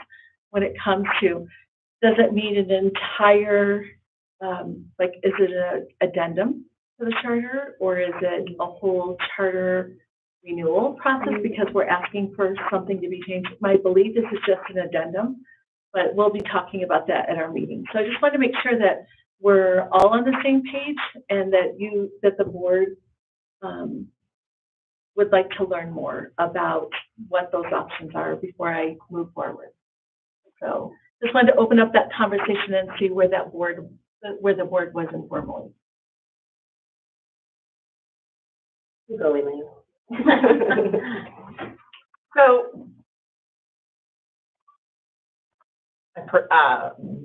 I personally do not wish you to move forward with that because I think that the populace of the family does not desire a change, and so I find it to be an efficient use of your time. And I apologize, I was not clear. So this is different where we are full on with the calendar already for next year. Oh, no, I know that, but I'm not of the opinion that even in the future, given the opinions of our families, that it would be worth your time to even look into it. But I believe me to be in the minority, so I will pass the baton. Am I next? I think we'll just go right there. If you guys are okay with it. I would appreciate you moving forward with it and seeing what that would entail. I've said it over and over. We've talked about it for years since I started on this board. So I would love for you to pursue that. It's more answers. I think it's worth at least getting some more information. More groundwork on. We'd appreciate gathering information. And I as well would like to move forward just to find out what does it entail, is it an addendum, is it a charter change, contract change, whatever. So I really appreciate you. Thank you. And so I'll meet with Dr. Blanc and see what those steps are, and I'll bring it back to the board, and we will. I'm like, if the district approves our ability to be able to set our own calendars, as long as we meet seat requirements, our process would probably, my guess is, would look similar to what the district says, where it's a committee that has parents, board members, staff, administration, all together working on that calendar. So, all right. So I'll give you an update at the next board meeting. Thanks, Becky. Thank you. So item 5.0 is next on our agenda, items for action. So we're going to start with 5.1, the VEX Robotics out-of-state trip. So great news, like the VEX Robotics team is rocking it as usual, and they have now qualified for world competition, which is now in Dallas. And so FYI, the VEX Robotics team as well as the math team both received, a $2,500 donation to their travel based on the work that the board did. So that was helpful. They were really excited about being recipients of that. So this is an out-of-state trip. Per policy, anything outstate, with the exception of Wyoming, has to come forward with the board for approval, and this is the trip to Dallas for world competition. Okay. So there's been a motion to approve the out-of-state travel for VEX Robotics. Motioned by Donna, seconded by Elaine. Any discussion? Other discussion? Questions? Hope they do well. I was looking at the sheets that were attached, and I mean some of it is just like TBD. We don't know yet, so I don't see it much differently than past out-of-state trips. So there might be an opportunity to change some questions on the form so that we could get. We did talk about making sure that there will always be some to be determined because they're not receiving all of that information, but it's this weird thing where they've got to register, it has to be approved, and so, but the one thing that we talked about is making sure that it's as comprehensive, as completed as possible. So Ken and I actually talked about that this week. needed. All right, thank you. Any further questions, discussion? Roll call, please. Vandenberg. Aye. James. Aye. Mater. Aye. Ojala. Aye. Bartman. Aye. Motion passes. Item 5.2 is the 2022-2023 annual budget, first read. Okay, so every year at this time, because we're required to submit our budget to the district by May 1st, which means that that is our March and our April board meeting, we bring forward a very conservative budget. Currently, just so you guys know, the talk is that legislation is looking at over a 6% increase in PPR. Yeah. Our budget that we had presented. 9 last year and 6 this year. That's 15%. I can do that math. Our budget. Well, it's better than 5. It's better than 4. Absolutely. Every year we bring forward a conservative budget, and this budget is, and then afterwards, when we actually get the legislation to pass, then we bring forward an amended budget, and that's where you see some changes in salaries, like our teacher salaries, etc. So this is a 2.25% increase, and so it's conservative. It's like we're meeting the basic needs when it comes to, when you talk about 2.25% increase, it's covering the bills, right? And it's covering basic salaries of a 2.25%. So we believe firmly that we will be bringing an amended budget forward in May. Dr. Keeble, you said 2.5, but I think the Excel says 2%. The total PPR increase is 3%, but the salaries are less. If your budget is based on a 2% increase in PPR funding, you guys are saying 2. It's not. I'm sorry. The PPR is 3%, so that's just an error typo there. Okay, salaries are less than the PPR, but we just wanted to. The reason we stuck with 3% is because a month ago we were told it would be an 8% PPR increase, and it's already coming and now we're down to 6%. Yeah. So we're already down 2% in a 3-week time frame. So we're just saying, you know what? Landed on 3%. Let's stick with that. Right. And then, So Sarah Jenny, you're saying this should say budget is based on a 3% increase in PPR funding. yeah. So then that right into the green column in 22-23, it's a 3% increase. I see that. Yep. So I think that's just No, you're good. You're totally fine. I was just making sure. annual budget. Okay.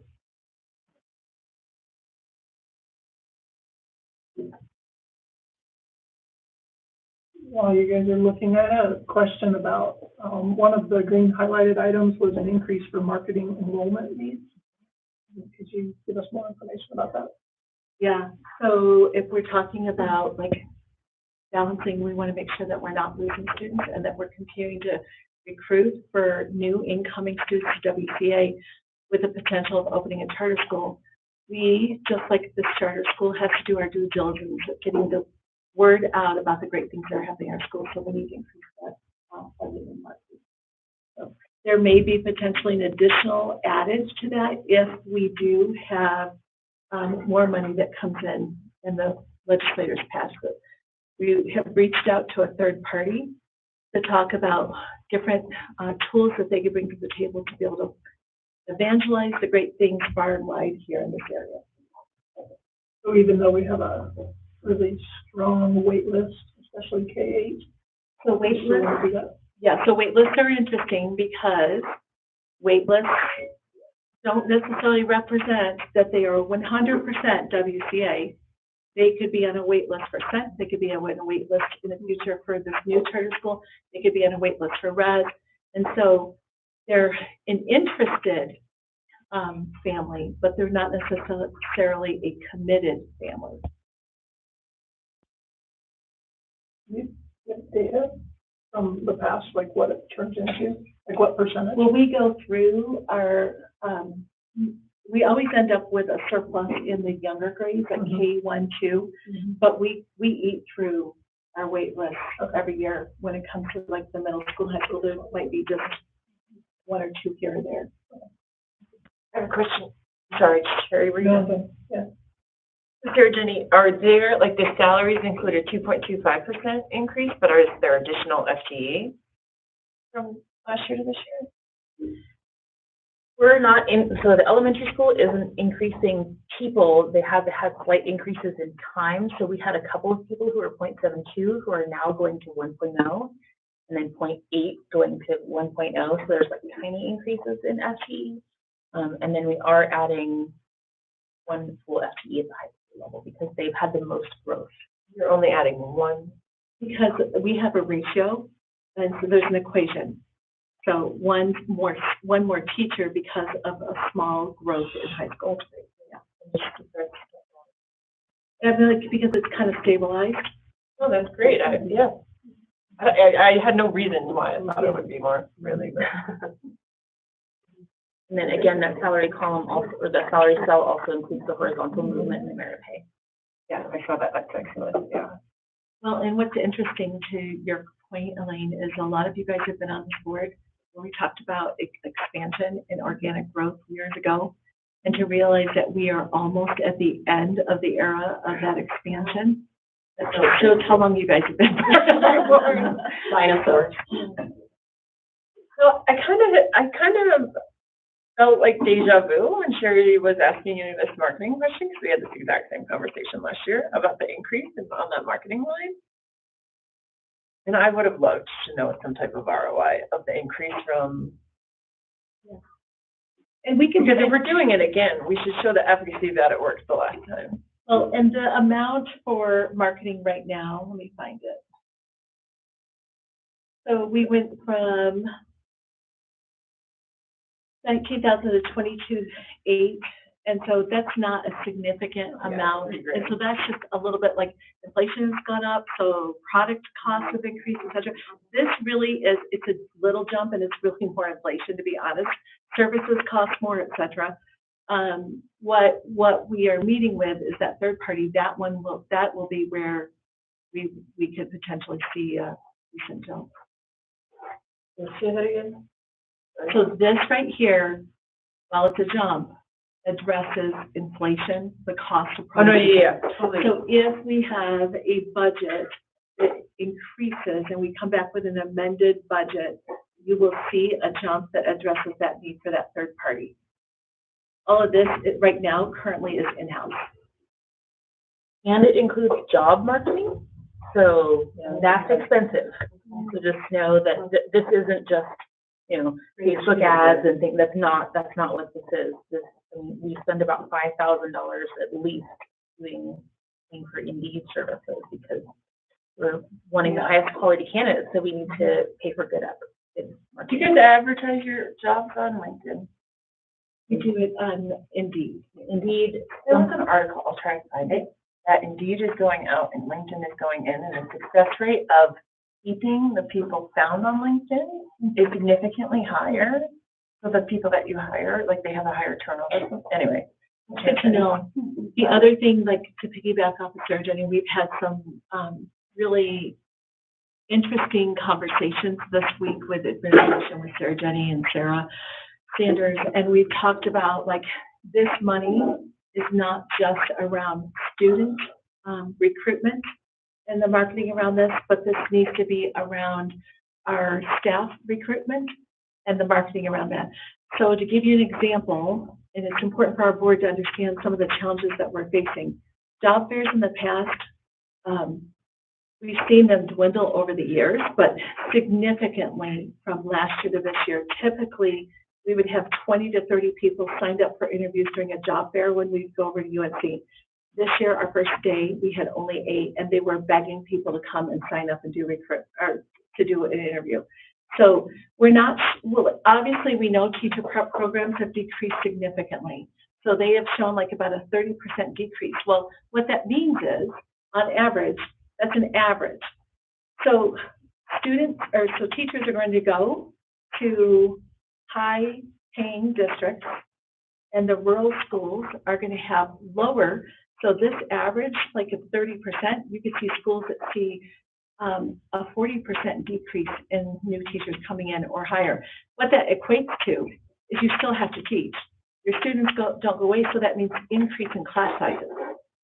So there's we're just starting into a scarcity when it comes to staffing, and it isn't just teachers.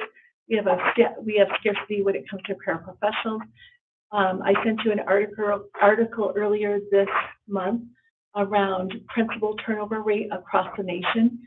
We have a principal I shared with you that matched almost to the T this article about this principal, who our principal has been in the classroom teaching high school classes because of the fact that there isn't staffing to cover certain things. So education's hard right now, and it's just really important for our boards to know what the lay of the land is. So our goal is when we come back with an amended budget, just like we always have, you're going to see two things relatively. Of course, you're going to see some marketing increase. We have to prepare for the potential. The second thing, of course, is staffing salaries. And then we need to save because we don't know what's ahead when it comes to the reserve. So we need to put some money in the reserve.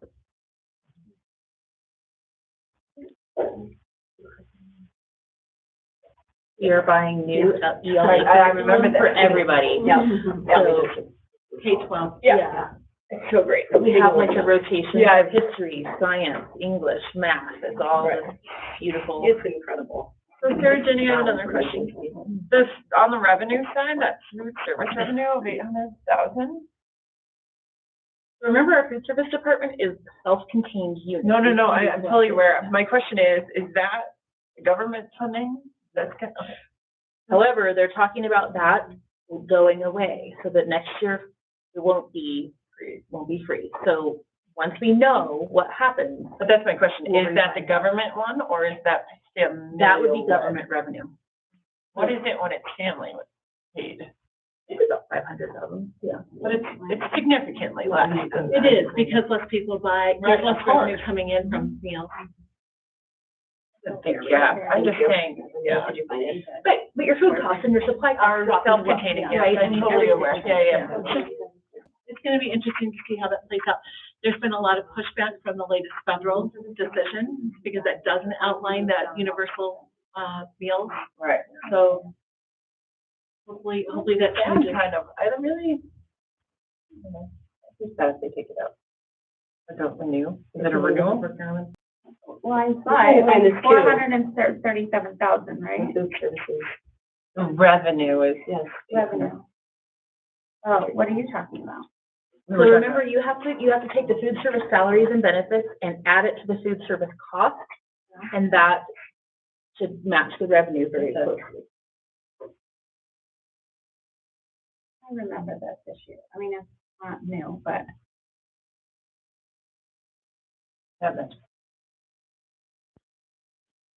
How did your, while we're looking through that, how's your sports budget concerned this year? For this 21-22, we're getting more gate fees than we thought, so that's good. And Hannah was just sharing today in our athletic budget meeting that people are just coming in and going, "Here's your money." Like it's not a thing. They're just I can doing it. vouch for that. I've worked the gate a couple of times. Nobody talks about it at all. In fact, I've had to tell plenty of WCA families not to give me money and make sure that they've got their card this year. But I haven't heard one person come in. Overall, sorry, we're still going to see a loss in the athletics, but the board had approved a $17,000 that they would cover that, and it's right now planned to be about $15,000, so that's good. Okay. Will we see that in the May meeting? Athletics breakout. Sure, we can give you a breakout. And if you're not ready in May, we can see it in whenever we come back from summer break. No, that would be great. Great, we can do that. I'll put a note. So will their contracts then see a 2.5% increase, and then you amend those just like you on the budget? Just like last year. And that way, but it would be horrible to offer them something. No, 100%. I just want to make sure I was still remembering correctly. So our enrollment was really good. I mean, this year we knew it was going to be strong because, here, I'll show you guys. How much turnover you expect? It's actually, here, I'll give you the big picture. It's actually pretty small. We always see. Wait, are you talking about student turnover or status? I was asking. Yeah. That is your student. Yes, so let's talk about this first. So this is this year. And let's go to next year so you can see. So column B is where we currently are when it comes to students. Column C is where this is for next year. Column C is where how many students we have placed in each grade. And then column D is the cap. We did our budget based on projections of where the grade was. So if you're, for instance, we're always solid K-5, right? So we built a budget on 96% of our projections. And so this is the number that we projected, because we always know that current does not equal August enrollment, right? So this is our projections. And so, for instance, like in 8th grade, currently we have 134. We think that we'll see a few people drop. But 6th grade, if you look, 9th grade, if you look, currently we have 119. We're projecting that that'll drop to about 112. So we're already starting to see people that are planning on moving, sharing that information. So enrollment's looking really strong. We're projecting that we'll have about 1564 next year. This year, we have 1484. Okay. So 8th grade is capped at 135. We have 9th grade capped at 120. So we could be potentially turning 15 kids. So we also have to have a building. We have to have a building. And we're at capacity because if you remember, our expansion plan was 5 tracks and then 4 tracks, because natural attrition happens between 8th and 9th grade. But if natural attrition didn't happen and we are so stellar and people decide to keep coming, can we handle 135 in 9th grade or no? And I would love your honest opinion. Class sizes will go up, but yes, we could. I mean, I love small class sizes. I'm not actually I don't think I'm actually arguing anything. Yeah. I would just hate for 15 kids. Let's say all of a sudden high school is where it's at and everyone actually wants to be here. Why would we turn 15 kids who have been here for 8 years away? We have never done that. Historical data has shown that we have never, ever turned away existing WC. I don't know. Sometimes you're close. You guys are saying that, but you're really close to your cap. So here's what I would say. There's a couple things to remember. First of all, this is, when it comes to high school, this is putting a cap on it, right? Because of the fact that we want to make sure that we have office space and staffing space. Like we have to make sure we have enough offices for all of our staff too. The other thing that we have to remember is that we have to be really thoughtful about how high school grows. There's implications when it comes to programs. So for instance, there's little things like if we go over 410, our CHASA goes from 3A to 4A. So there's lots of little things, but we've always said, and so we want to be smart about how we grow too. We want to make sure that we can staff our teachers. And traditionally we've had about 80% middle school 120 then. Sorry. This is based on years of data and right, and I'm saying we're getting there. I'm saying this might be the first time where number though is new students coming in also. Sure, and I'm not saying now. About 80% that do not come from the 8th to 9th grade. So 20%. And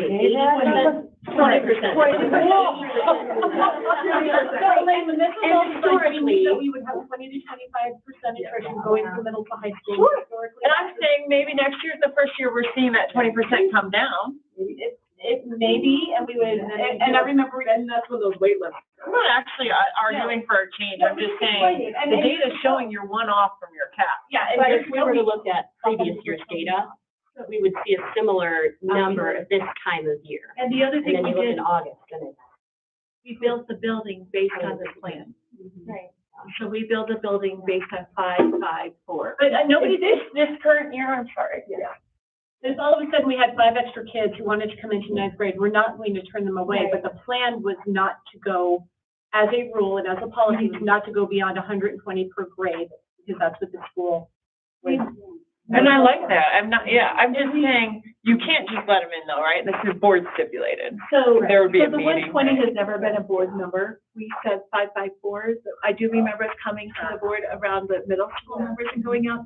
But what I would say though, is that 120, what that is saying, we will never turn away WCA students. Never, ever, ever. But that is important for us to know that if this is 120, if this is 125, if this is 130 that are all WCA students, we're not going to add any non-district students or non-WCA students to that list. So 120 is the minimum, and that's where we stop external recruitment. We only keep our What is students. the cap then? So, I'm just curious. So Like the hypothetical with me. it would, the cap for internal students would be 135 if they kept. At stayed the high school. At the high school, we It's could do it. 100% of the 8th graders. If they all stayed, we would do it. But if they dropped below that, we would not bring in other students because we want quality instruction to happen at the college level class. 100%. I love small classes. I was just curious. Okay, so student enrollment, and then you had another question around attrition. Do you know what it's feeling like? We will definitely be reporting that out, but we've had a lot of mid-year attrition specifically at the middle school. And this is not unique to WCA. It's not even unique to Winter. We've had a lot of mid-year attrition that's happened within the district and definitely across Colorado and the nation. So the Great Resignation is definitely a real thing.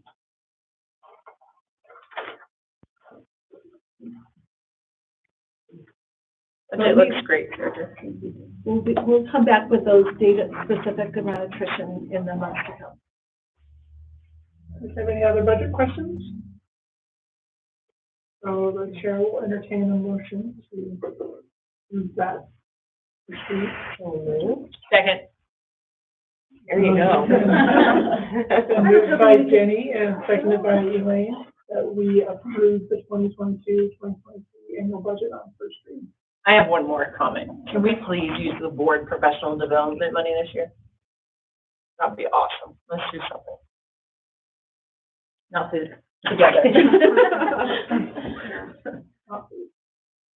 Dollar amount there. 800 bucks. board members. Oh, she lowered it. We need to do. She lowered it. She lowered it. We cut it, yeah, we talked about that. Yeah, I mean, I'm happy. It's totally fine. We're just giggling. Yeah, we definitely want to make sure. I'm like, let's use it. Oh, it's low. Because part of our stakeholder plan that the board helps create and adopt is that professional development occurs for our board. So, Yeah, COVID put a wrench in that. To the, yes, annual conference. So some of that. Well, will is be- that happening? That already happened. So good for next year. It is March. We typically in June do a board retreat. And that's usually where PD occurs. And we have a new legal counsel. So we'll be working with them on bringing forth some PD.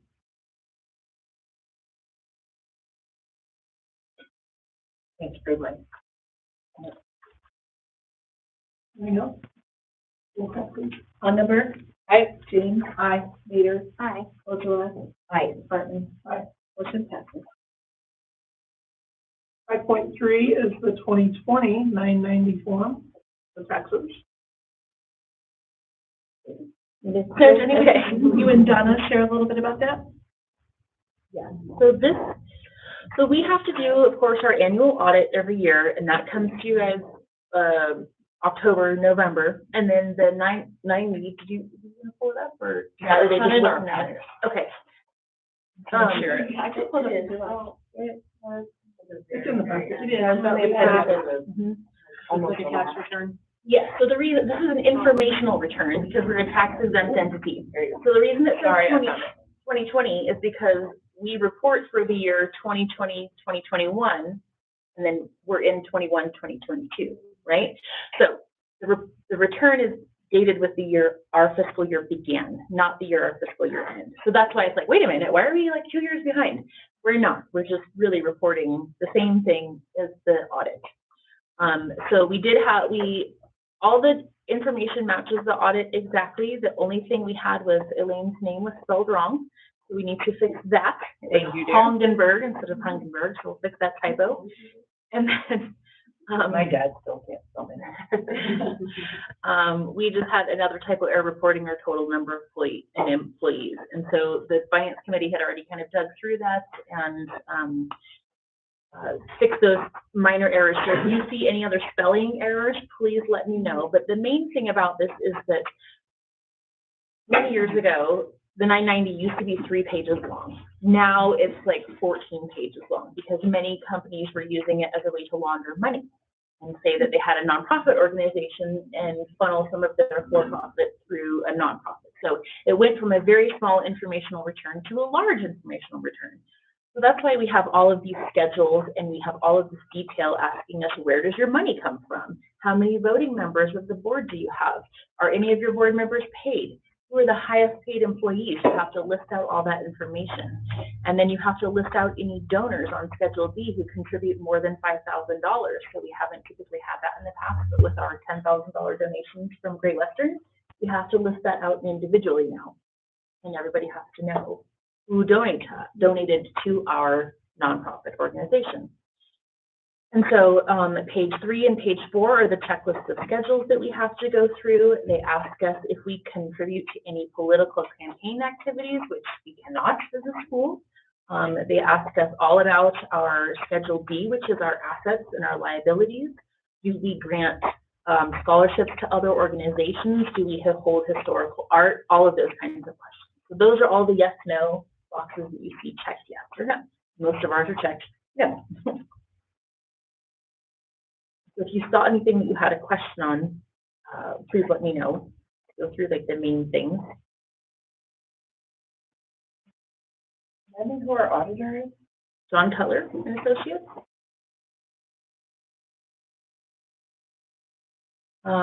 Page 6, which is part 6, asks all about our governance and management, and do we document our meetings?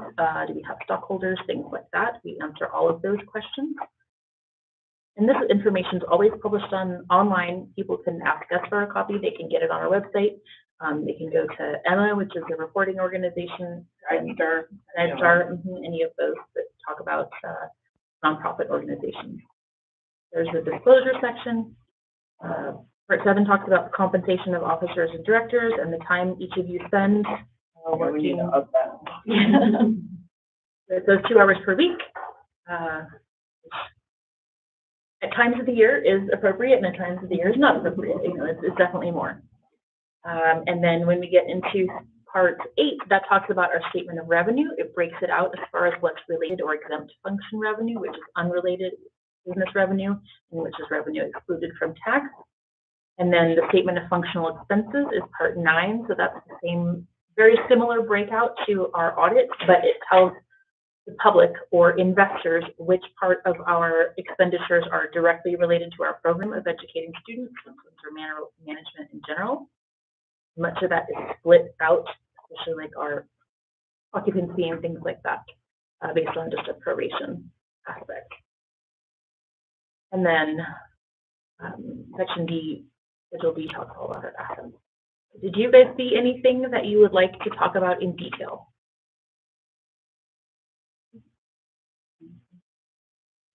And again, Elaine's last name was too long, and I know, but I thought it did a lot of work.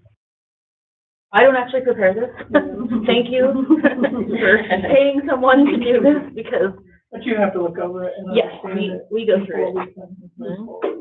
And then the finance committee, of course, looks at it too and makes sure that nothing is out of line. But most of it actually comes from a direct import of our audit into the tax preparation software, which is really nice. That's good. So what I would like the board to do is approve the 990 as presented with the spelling and digit changes and the employee number changes, the typo. or we can wait and we can bring it back in April. Motion to approve the 2020-990 form with the correction. Second. Any further discussion?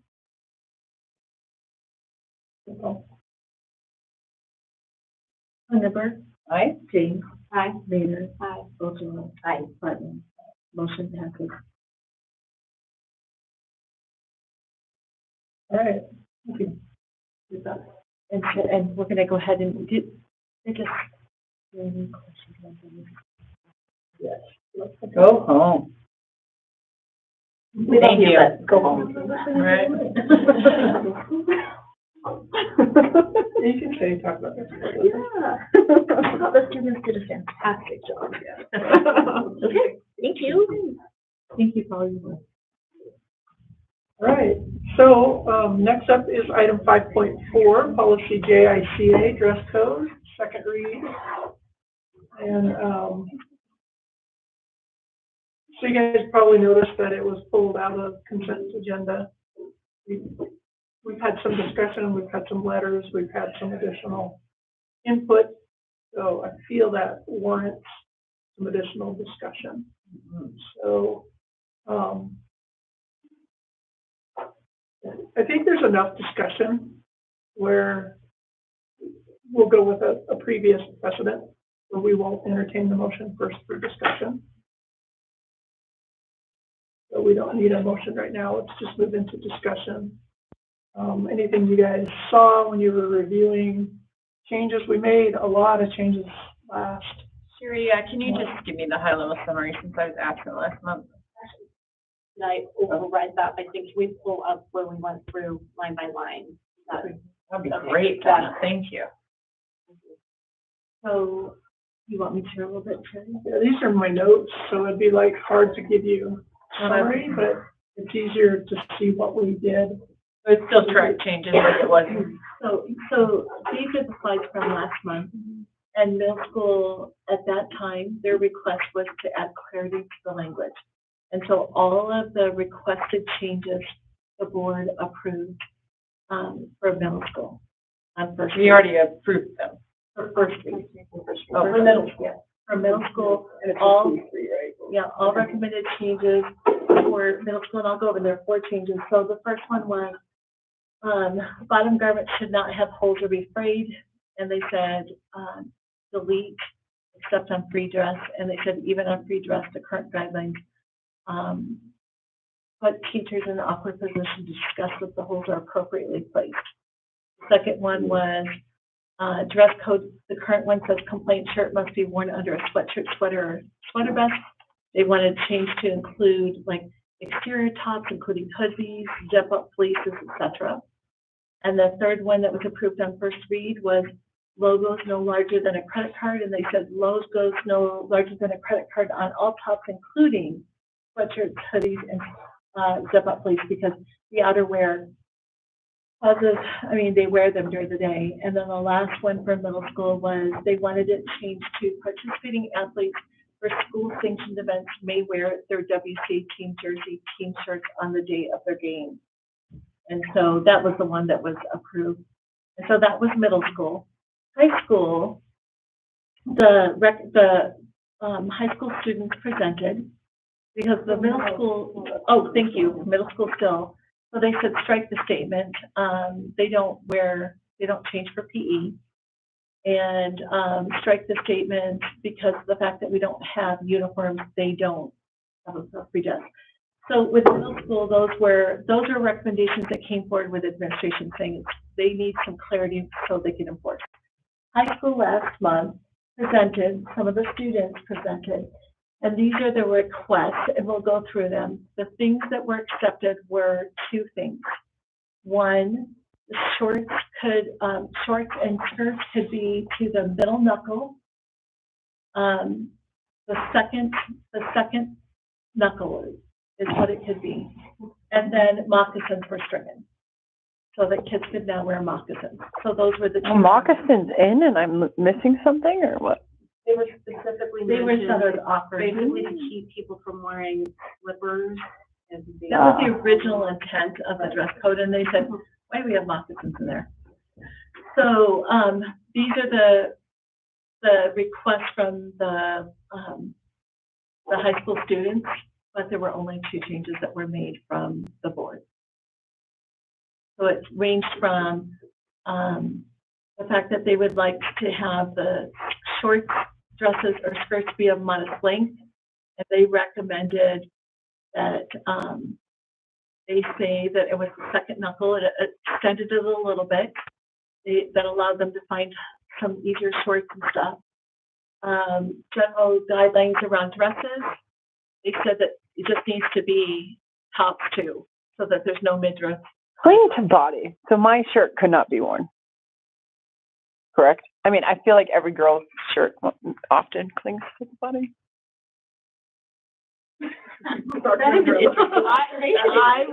I would personally. I mean, cling to the body. Anna, help me out here. They must all cling to a body type.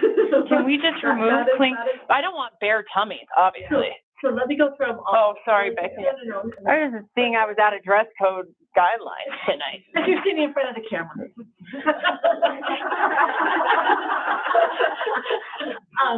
And I'll go through them all. It is a great refresh for everybody. The other thing that the students requested was that bottom garments should not have holes or frays, and they would like them to be able to have holes or frays. But again, from modesty's sake, they said, can we make sure that the holes are not above the middle knuckle? They said that most jeans sold nowadays have holes or frays. Tops, they said they would like to see shirts not have holes, windows, or be torn or ripped. Tank tops must have at least a 3-finger width. So still dressed as modesty, but that they would have a little bit, that they could wear some of those 3 fingers. Bottoms, they recommended that tights and mesh leggings are not to be worn alone. They recommend. High school students. Or was the dress code committee? Yeah. Leggings must be worn with a top that covers the buttocks. Midriff should not be visible. So their whole thing was, right now, it has to have a tunic. Or skirt or something. Yeah. And then bottoms, they would like to be able to wear athletic wear, because they said that we have our culture and society is changing. Hair, they would like the statement stricken. Jewelry, piercings are allowed only on the ears, nose, and eyebrow. No gauges or body modifications. All other piercings must be removed during school and during school functions.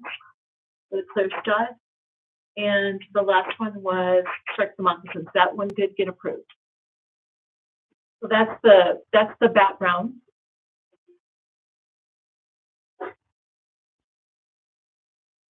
So, there's your background. We had some, I just want to start because I am a fanatic about policies. I want to start with some housekeeping items. Some areas where I feel like we could go back and look at the changes. So like the moccasins, we struck them from high school, but not from elementary and middle school, the language. I feel like we need to clean that up first. I have a couple of these. Game day, we corrected the high school column, but the middle school remained the same, the game day uniforms. PE classes, it differs between middle school and high school, so spirit wear and physical education uniforms. Formal, bare midriff statement should probably be in both middle school and high school. So I feel like we focused a lot on high school because that's what the presentation was. We've got the date that needs to be corrected down at the bottom before we would approve it. And then the definition around the middle knuckle. What is a middle knuckle? So you guys, hopefully everybody saw the email that came to us pointing that out and some other concerns. But the concern that was brought to us is because of our lack of definition, middle knuckle, what is the middle knuckle? So the previous language, current language, is the tip of the finger, of the longest finger. So the middle knuckle, so if you take that long finger, knuckle 1, knuckle 2, knuckle 3, look at the thumb, your middle knuckle is actually down here, or your second knuckle. We wavered back and forth going between middle knuckle and second knuckle. So if you were to look at that difference, approximately 4 to 5 inches difference, where we might have been assuming that there was an inch and a half. So just some things that we need to shore up and clear up so that we're not causing additional, it's tough for administration, like Mrs. Delanini mentioned earlier, that it's hard to enforce it if we haven't given them clear guidelines. So we should discuss that as well, and we're going to need to define knuckles, which fingers we're talking about, and let's have the discussion. Like, how is everybody feeling about this is one of those things that Jenny, you said it in your speech tonight. We make difficult decisions, and there are many of us on this board that have a lot of historical reference as well. And really, one of the things that you missed is I actually pulled the last 4 revisions of dress code, because we were talking about, like, why did we change, and who was here when we first started, and why did we have the dress code? And some of the major overhauls was to include, like, military uniforms, the same as we would include scouting uniforms. We've done other ones where we've added headed colors, for middle school. And one of the biggest ones as we've grown with this school was giving the kids progressively more ways to express themselves in colors or styles. So if you look at the elementary code as it was designed, it was a little more stringent than, say, middle school. And then by high school, I heard somebody say it tonight, hey, we've earned this. Well, by high school, we said those kids have earned the ability to wear their jeans. But did they earn the ability to wear holy jeans or jeans that are, the examples that were shown to us at Coffee with the Board were very extreme, to where the holes were up above the pockets were hanging out, yet they were still long jeans, but they had holes from here to here. So that is why we're going to talk about it again tonight, because we have to provide our administration clarity in what was agreed to. And if enough changes occur tonight, it throws it back into a first reading approval. Can I ask, was the board like aligned in their thinking last time? Or we did kind of what we do is kind of straw man, we took votes basically, and so there were things like things that I might have said personally, I could live with that, and John was here as well, so we had 5 of us, and I might have gotten voted on something. So I wouldn't say we were 100% aligned on 100% of the items, but many of the items we were. And to Sherry's point, what we did was we started at the very top. Any of the recommended revisions are in bold, and that's where they said, do we keep this, do we not? And that was the majority through a straw poll. And then there was a motion overall for the policy based on those changes. So we're gonna, based off what I think I'm reading, they will now be allowed to wear bottom garments with holes. It's stricken. That last bullet point. Well, no, so that the reason why that was stricken, good point, is we took that out because each school was different. So we moved it down to bottom. You have done it overreaching. All of these are overreaching, and these are How would that be different across? I guess I'm missing. Well, how it because differs.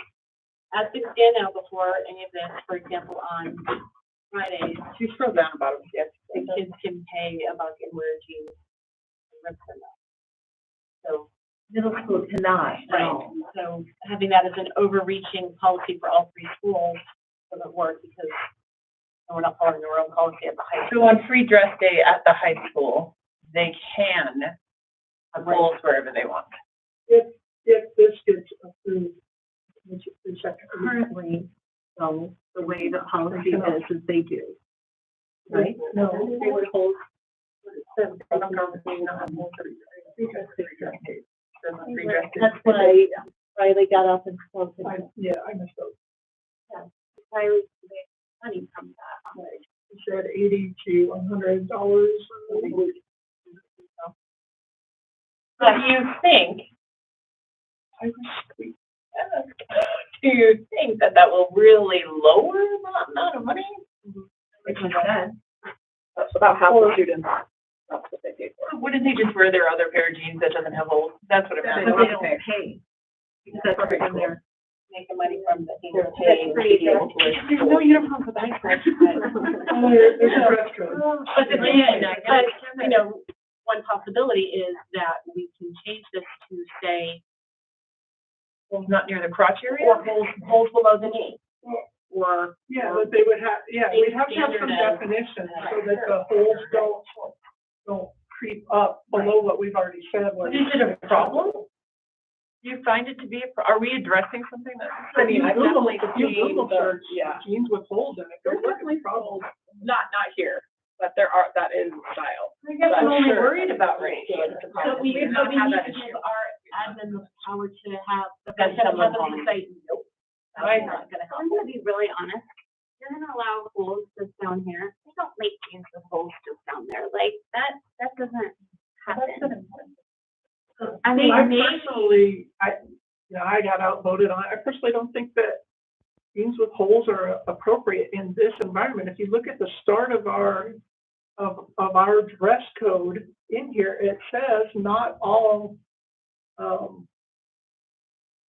fashions worn outside the school are appropriate for WCA. And, you know, at the last meeting, I was even talking about the calculation of how much time the kids spend in school. And we do expect our students to be professionally dressed, and we do want them to be exuding confidence and whatnot. But as they move into the working world, there are dress codes in the working world.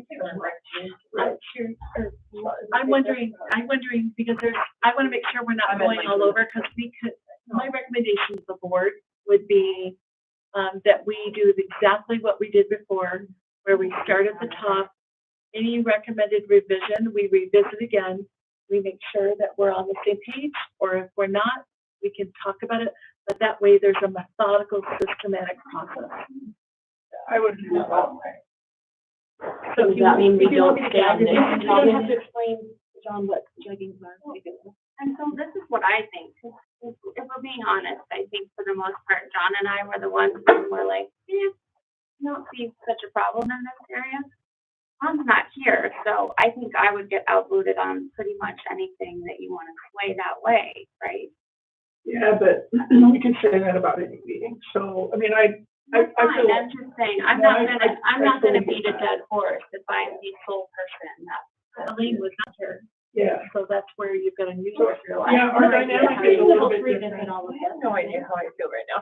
And the dynamic is also taking into consideration, you know, what our students are asking for. Middle school is a different thing. We didn't even approach their changes yet, as much, other than the 4 that we just talked about. So their petition is totally outside of what we didn't even get a chance to talk about that last time, because it hadn't occurred. You're talking about the middle schoolers. Yeah, middle school presentation today. I think what we need to do today is say, I don't see it any different than sometimes we have policies and you'll say, I can change that between first read and second read. And if it's minor, like we go with it. But honestly, we've had a lot of feedback for and against that we need to consider before we accept second read on this. So I would like to hear more discussion from you guys, or if you want to go down the list, I agree. I feel bad that John can't be here and be a part of the decisions. I think that's what you're asking us.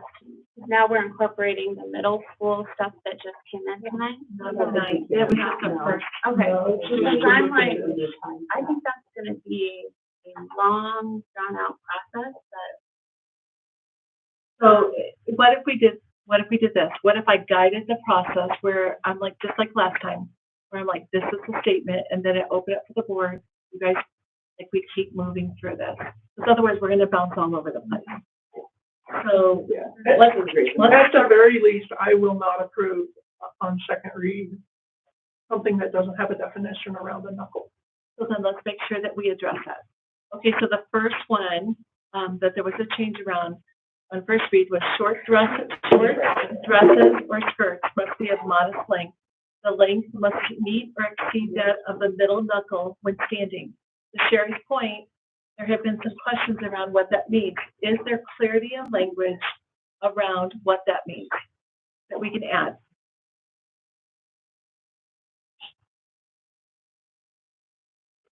Okay, can you repeat? I was getting to the right page, sorry.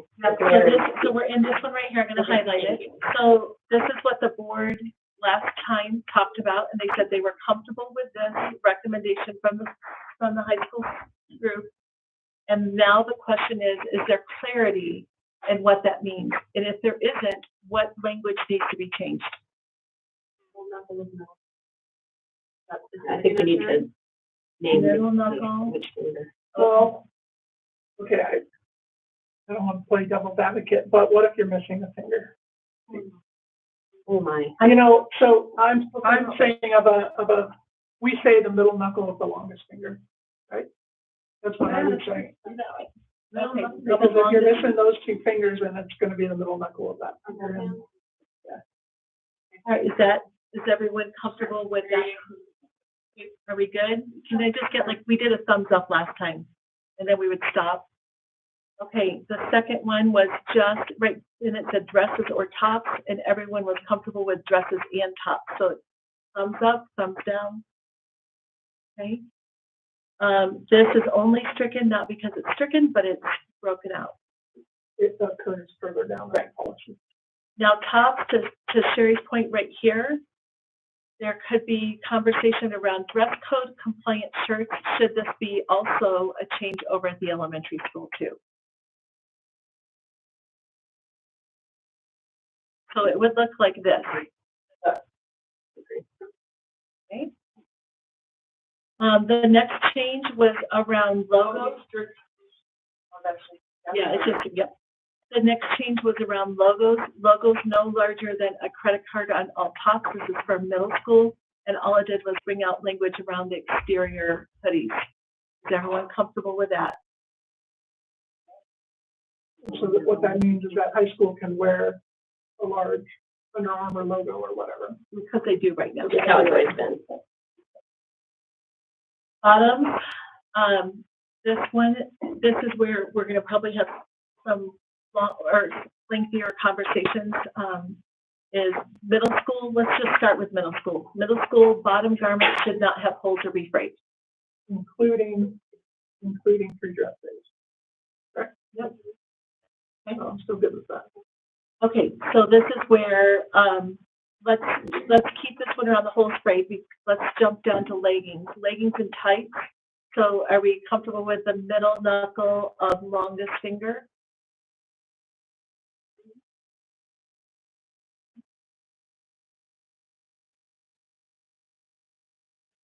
All right, so Sherry, do you want to lead that conversation around bottom garments? Yeah, so at the top, the bullet point.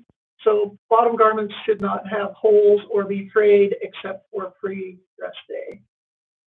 And so the students had made a suggestion that they be allowed to have holes in their jeans, but I think the discussion around it is that it would still be subjected to the middle knuckle finger restriction. So, and we're only talking about free dress. They can't have holes or frays Monday through Thursday. well, I think that the problem is that free dress day can be any day of the week, depending on what student you are. It's not just, is that, so there's Friday, unless they have a free dress. That's what I'm saying, unless they have a free dress code. So my comment at the last meeting, which I don't think you were here for, was that my feedback to you, I'm like, hey, Hannah, I'm sitting in the parking lot. Why do I see all this athletic wear and it's Tuesday? And she's like, well, they could be on a free dress pass. So I don't get to judge what they're wearing. The other thing I will say to that is in the parking lot, don't know if they actually got dress coded. But what we're might walk in, but they may be Mr. Mustard in the office. So. And I know it's hard for your staff at the front door, but You know, there are plenty of, not plenty, there are some midriffs showing as they walk up to the door, and, you know, I guess the expectation is that they zip up that jacket and wear it zipped up all day because they're only wearing the crop top underneath. So and you're part of the. No, they can't wear it, but we're there every school morning. I see them, but I thought the bullet point said a dress code. Sure, it has to be in the annual. That's for that, yeah. That's high school as well, right? The dress code compliant shirt. I literally wore that for high school. I'm waiting for tops, I can take that comment back. So tops are, I don't want anyone, they're younger than 18, they don't need to be showing anything to anyone. you don't. I mean, that's the way the I policy mean, is. one of the proposed changes that's not on there is at the very general guidelines, it was dresses and tops may not show bare midriffs or cling to the body. That statement, it's not highlighted here. Some of the. Right, because the board approved it from first reading. Is it up in the general guidelines? So it does exist. Right. So now it says, if you want to scroll, it says dresses. This is what we had suggested, to say dresses or tops are not to have bare midriffs or cling to the body. So we want to. Period. Under what? Oh, let's scroll up again. It doesn't. Let's stop. Stop it then. So it should say dresses or tops on the fourth bullet then, instead of just dresses.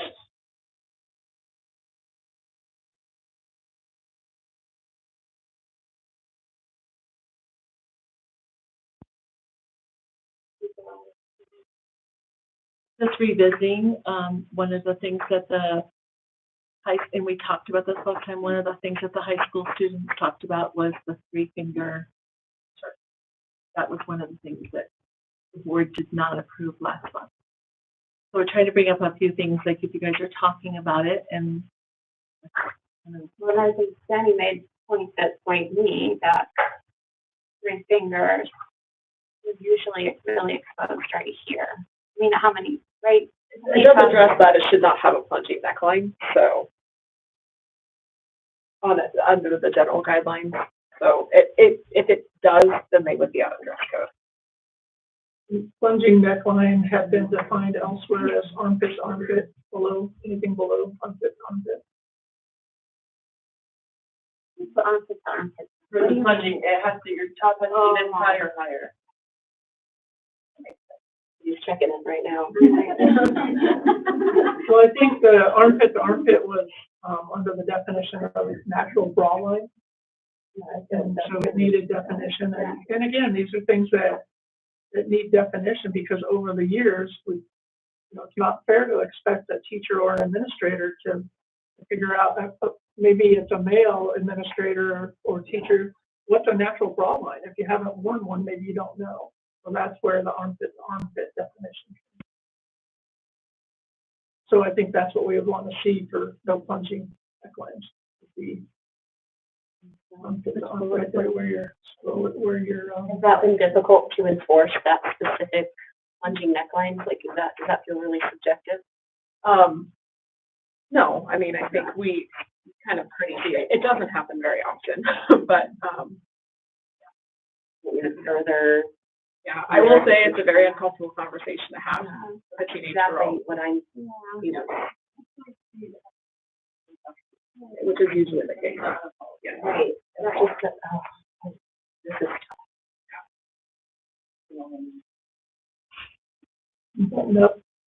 Button up to the neck. I'm not gonna go This there. could be an exercise that we need to consider as a board in the future, is having some students, a wide range of students, come sit up here and have a mock board meeting where they have to consider all these nuances. Like present the opposing perspective to how they feel. So do we want to, the bottom around hold or phrase? Is there anything that you guys, want to get the same?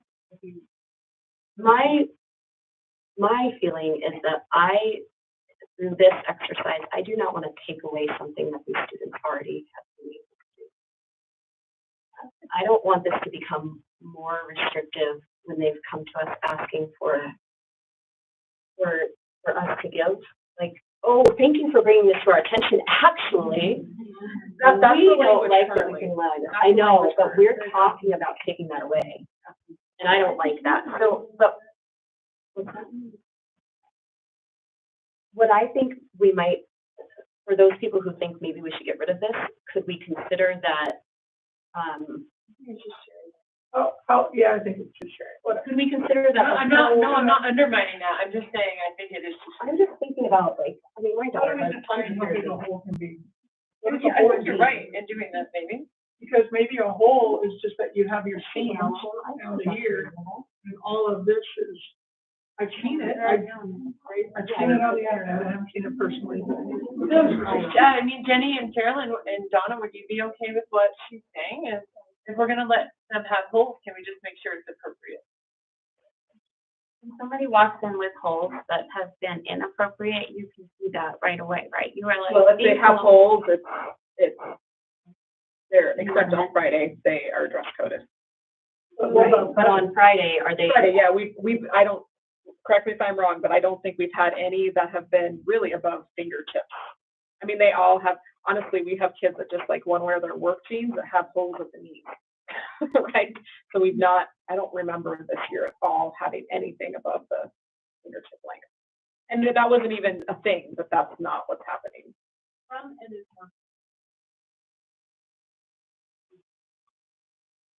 How, if you were writing this policy, what would you want it to say so that it's fair to the kids, but reasonably enforceable? I would say bottom garments may have holes or be frayed, but may not have holes above the knuckles, whatever the middle knuckle. So it would say, except for free dress day, upon which holes shall not be above middle knuckle, middle finger.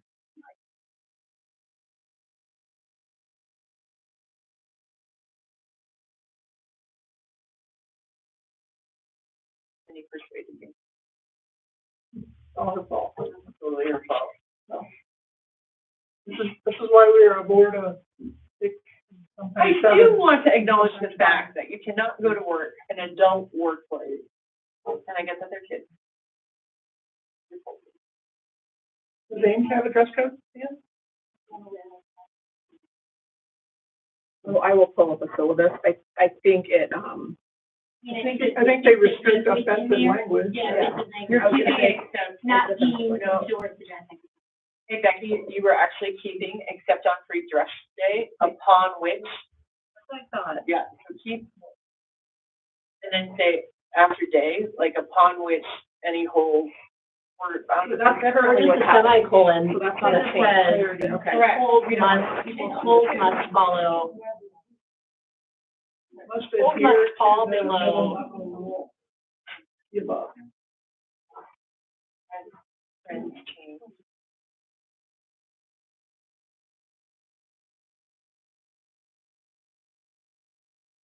You know, I'm of the mind that I would leave it at, I don't care if it's a knuckle. That's just me, and I know I'm in a minority. Well, what about the back? What if it has holes in the back going all the way up to the pocket? I think it needs to be defined, or else I think that somebody, and I guess it becomes the administrator's problem, but what I heard from teachers and staff and administration last time is that, and today, is that it's really hard to enforce when there aren't stringent black and white rules put out there. So that is very clear. That is very clear. You feel like it needs to be that clear? You feel like it's been fine as it is? I mean, just because it hasn't been an issue doesn't mean it won't be an issue, right? So I think clarity is better. That it's not what the dress code committee has proposed. So, but if that's one item, right? There's other items maybe that wear ripped jeans any day. They've been doing, and it hasn't been an issue. They're not walking in with their On Friday, on their free dress. I was saying Monday, we're saying it every day, that's what the dress code committee is. Yeah. I was making sure I understood that the dress code committee was asking to allow polls Monday, like Monday through Friday. That's what they were asking. So, and out of respect for council and Riley, then coming back in and clarifying that, I was not aware. We asked that question, but we didn't last month, but we didn't. Right, but she wasn't. Right, so I guess that they make money off of it.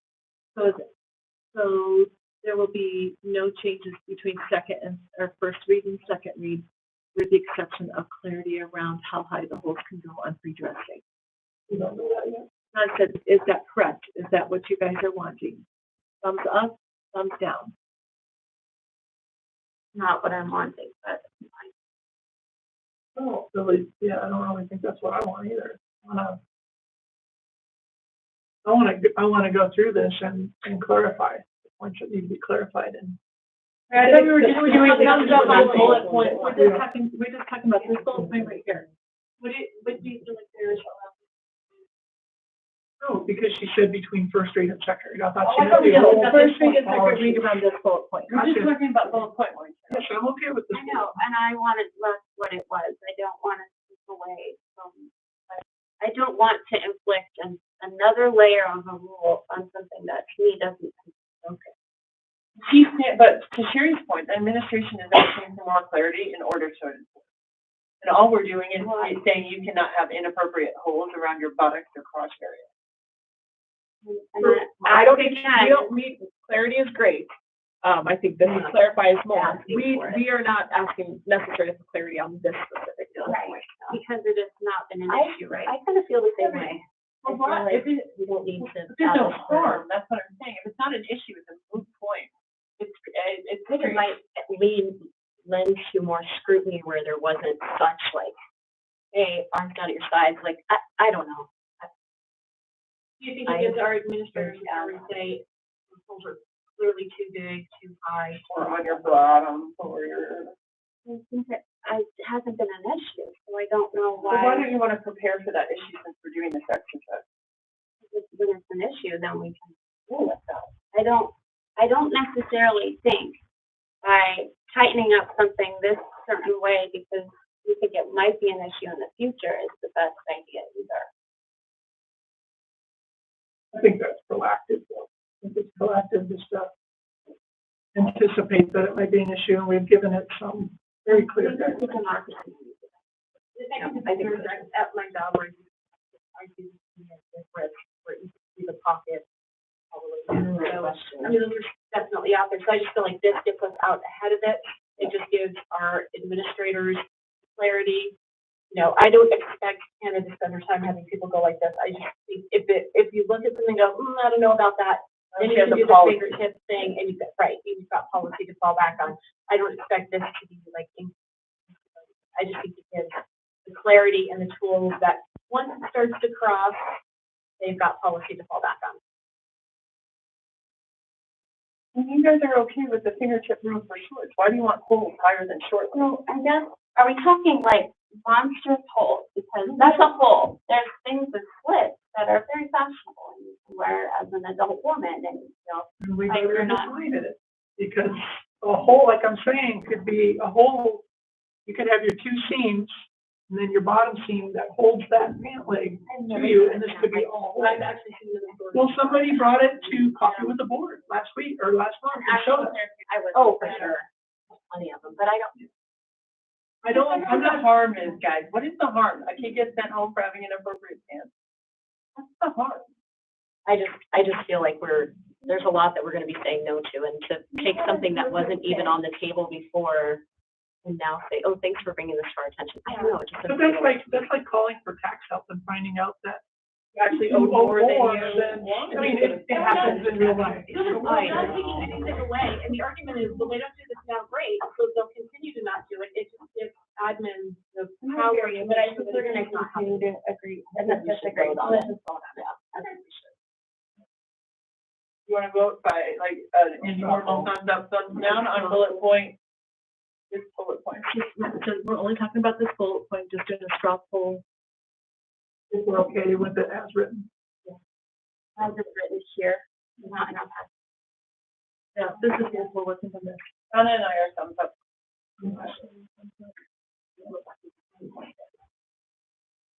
But right now, as is. Okay, the other one, just to bring up a point, we did talk about leggings already, but that second bullet point, to remind the board that the high school students asked that the board consider athletic wear. One of the challenges for our admin is what is athletic wear. To Sherry's point, perhaps this is, like, if the concern of the board is sweatpants, can we define what athletic wear is appropriate so that there could be some give in this if that is something the board would consider? Because changing cultures are that is a professional look with some things like golf shorts, right?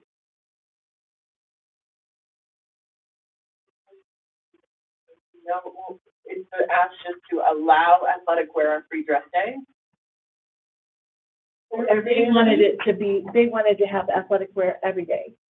And the last month, the one thing that became very evident is the board was concerned around sweatpants.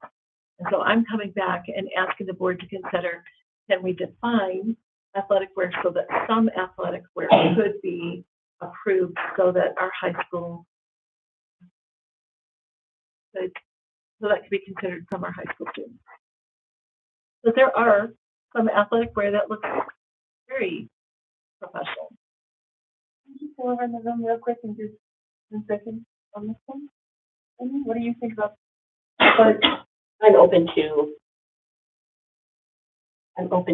certain athletic wear. Great. Carolyn? I don't love the idea of sweatpants.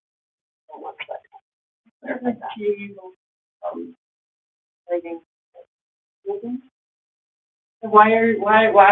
I'm really curious. Do you just think sweatpants look less professional than things like yoga pants? I guess I think of sweatpants as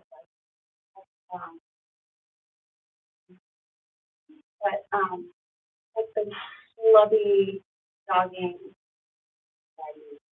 all kinds of stuff. Yeah. Sweatpants these days are tapered for both men and women mostly, right? Yeah. So what the young man had on that spoke to us earlier, I mean, those would technically be sweatpants. Yeah. Young man. The young man. When you were in the black. He actually had those. So he had on what I would consider to be sweatpants, but because we're also like a soccer family, that's stuff that we've grown up in. So I don't think of them as the old jersey type thick sweatpants with the gathered cuff or whatever. Right, yeah. But I get it. Is certain athletic wear for you? At this point, if it makes it easier for you, I'm okay with athletic wear. And what about you? Monday through Friday? Athletic wear.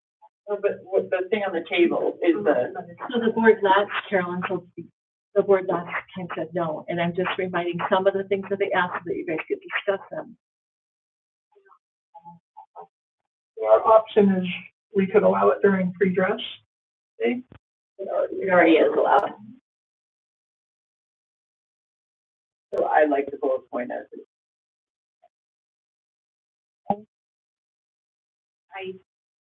It's just a very simple sport. Then we're going to go, oh, these are leggings that are athletic.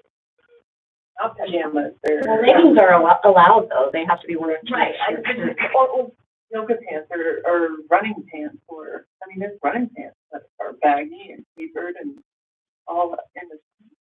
Again, it comes back to that kind of philosophy of helping our students understand.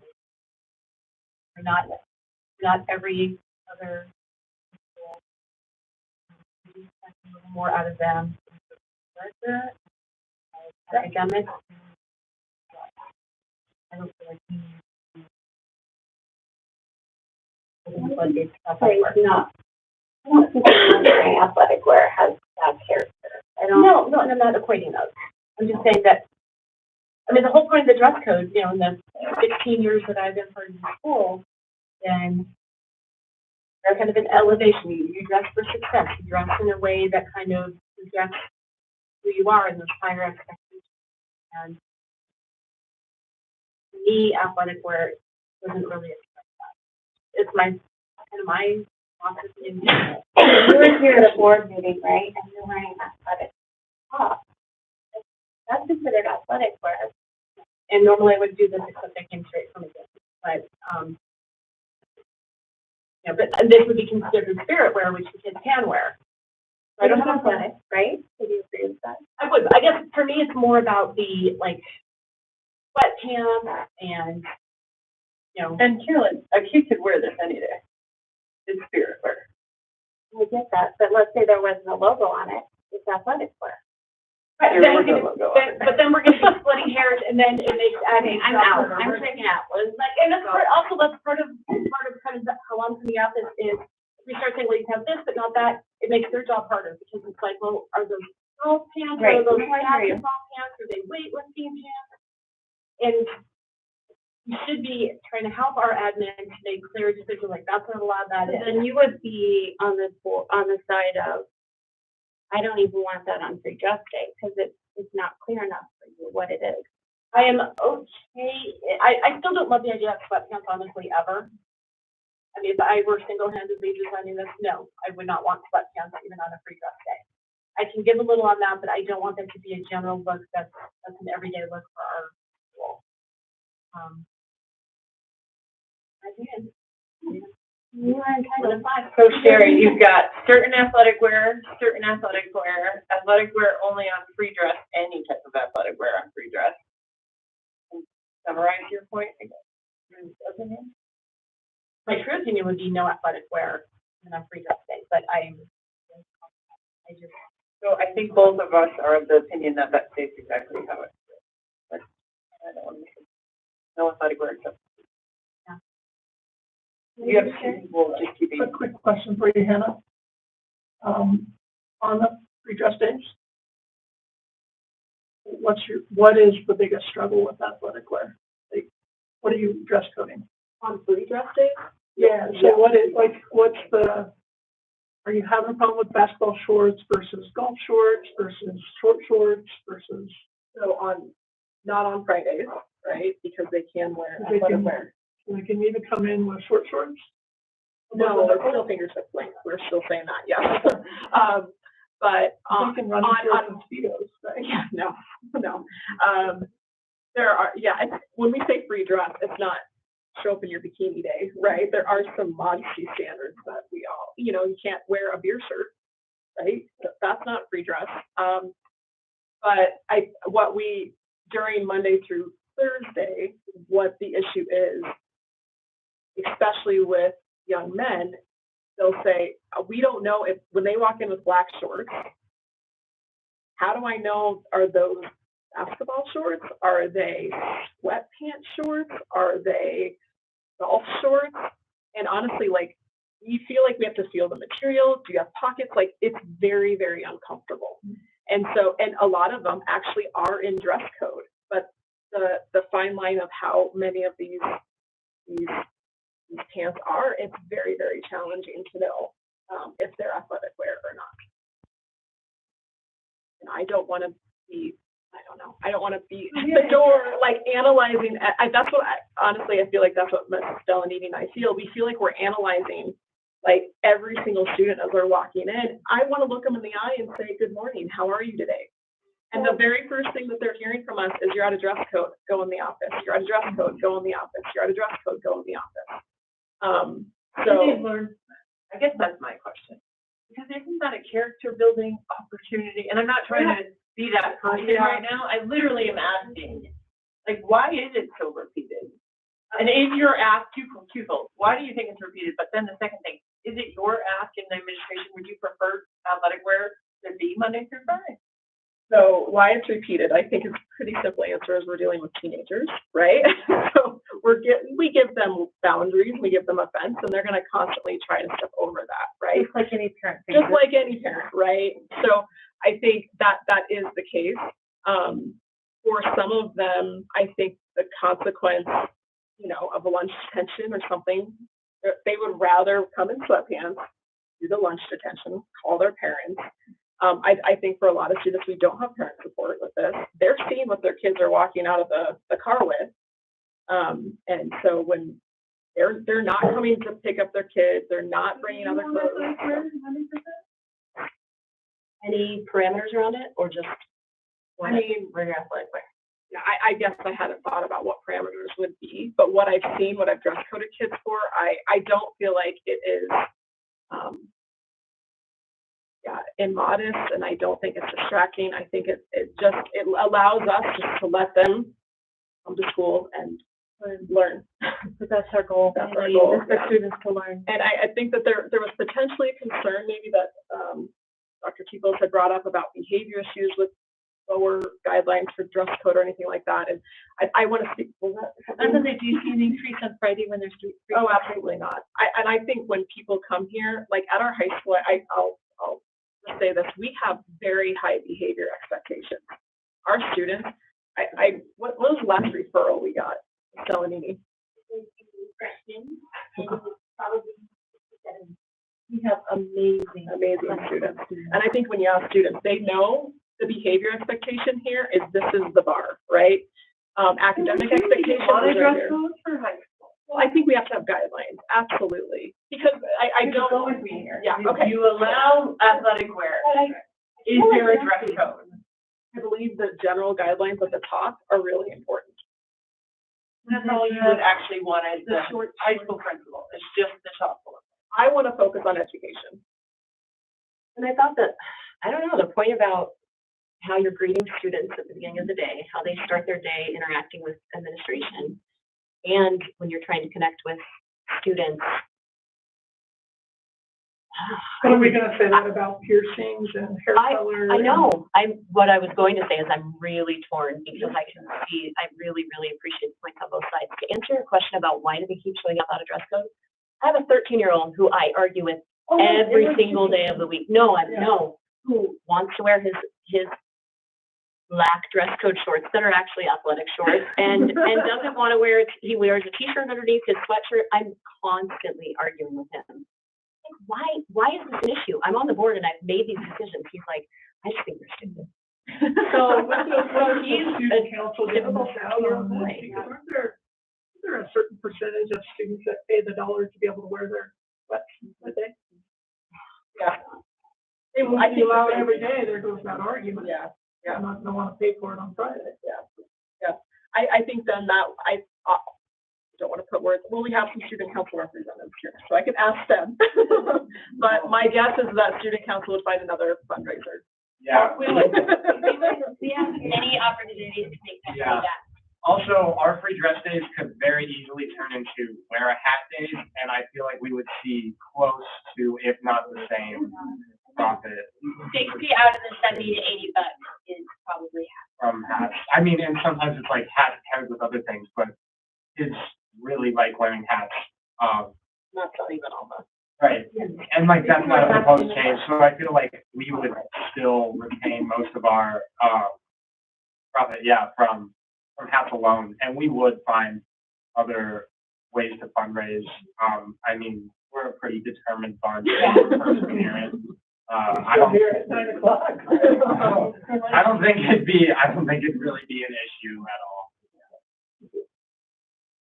And I think just the last thing I'll say on that is our staff is in support of this too. They appreciate the work that the students have done, that they've gone to the right channels. They're not asking to change everything in there. And so, I think our staff doesn't want to start their class with a dress code check. They want to start with, hey, open your book and let's start reading. You know, let's get their pencils out and start writing something. So I think to some extent they're going to have to start with a dress code check anyway, just because that is our culture here. We dress differently. But I hear it when I hear the middle school announcements in the morning. And like, teachers, please do a dress code check. It's one of the everyday announcements. That said, the whole determination of athletic wear, like I don't really want to see sweats, baggy sweats, tight sweats, whatever you know, because then leggings are athletic wear, and I mean, so you just got to throw it back into the, you know, the knuckles, the tunics, the covering the butt, whatever it is. But a great example is you have a golfer that you highlighted earlier this year, and I see him often. He's in golf shorts. I guess those would be athletic shorts. They have pockets. So if somebody were to look at that particular dress and say, hey, that's athletic wear, you can't wear it, it's so similar to the pocket casual khaki navy blue that we want to see our middle schoolers in. It is a very muddy line to what's being accepted. Or not allow it, Sherry? You're confused. I don't want to see it, but I'm thinking of the kids that I see come out the door, and I see a very nice dressed young man going out to lunch every day, and I know he's a golfer. I know he's got golf shorts on. And to me, somebody could say that's athletic wear. So we either redefine it or we say no sweat. And it's all based on right, and yeah. And golf shorts typically. So we're gonna look at the sort of the belt shirt. I mean, let me tell you something. Say pulled your shirt. No, I wasn't going there. I was more inclined to say no sweatpants, you know, something like that. All right, show man's vote. What are we voting on? Let's move this forward. No sweatpants, but athletic wear allowed. That's what I'm saying. Athletic wear, with the exception of sweatpants. I would like to. Free dress day? All day. Oh, I don't know if I can do it. I would keep it. Okay, so let's do straw poll. So the recommendation, the informal recommendation on the table is athletic wear with the exception of sweatpants all day. You'll have to restate it. That's confusing. Say it differently, Sherry. Well, your current bullet is no athletic wear except during PE or free dress days. So we'd say all athletic wear with the exception of sweatpants. Or you just say no sweatpants, except for free dress day. So the one on the table for a poll would be or sweatpants on free dress day, because we'd strike everything else. Was that thumbs up or thumbs down? It would be no sweatpants except during PE or free dress. Correct. And we just get rid of athletic wear. It's a muddy slope, a slippery slope. But we can, I guess, The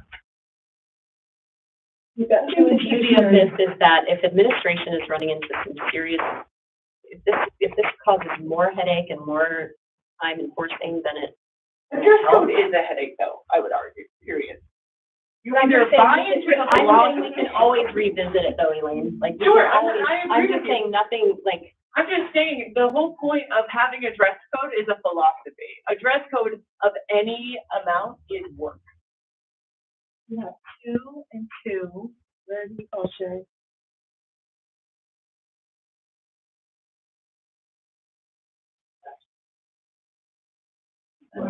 There should be music playing. Yeah, I really want to know,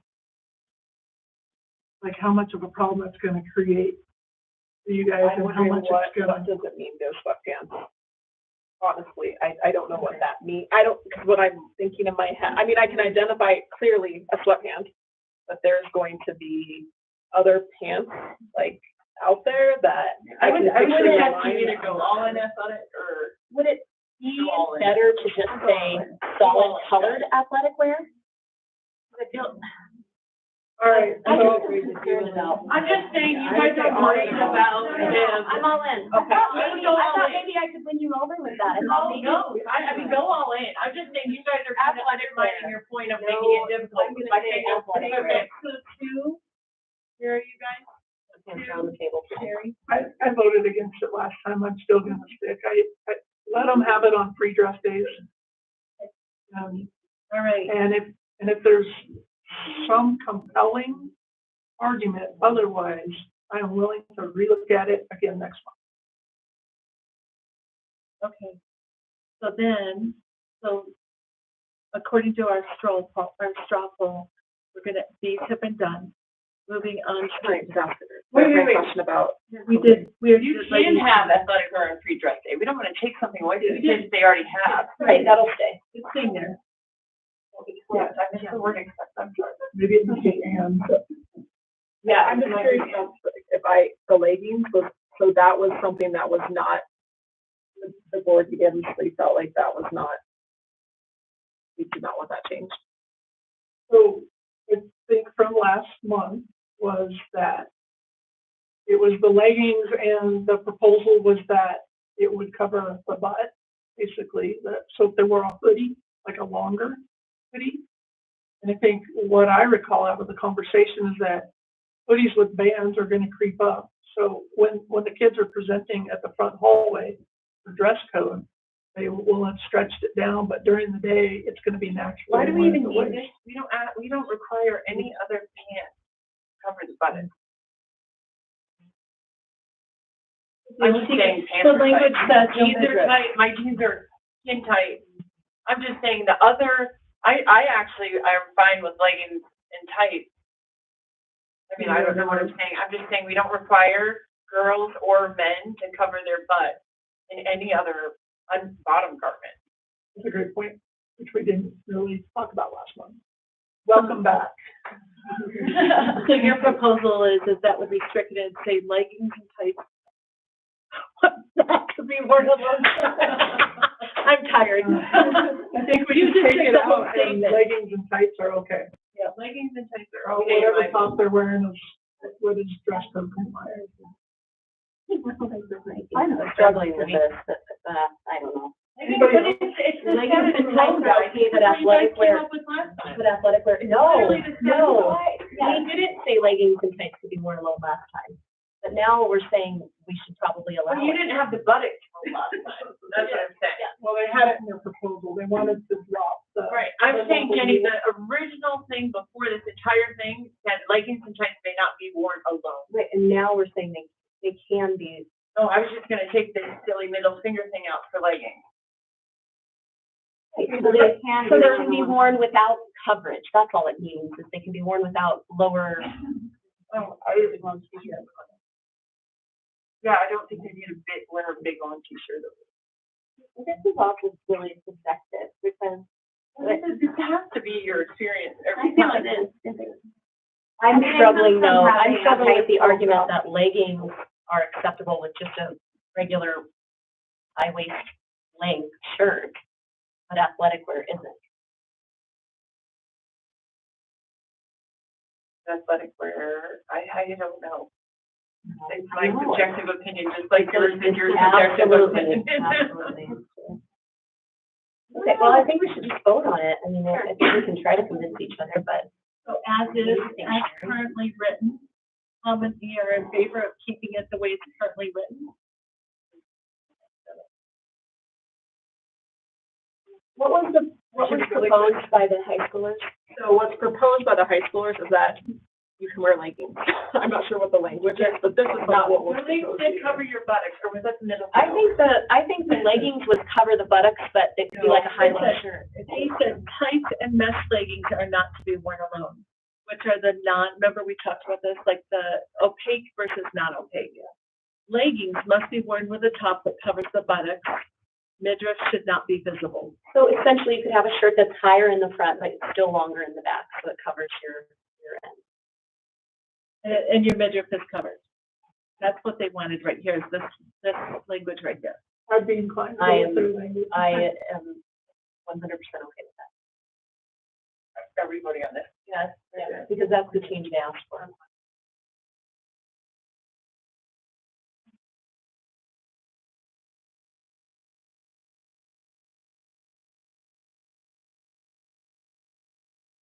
Okay.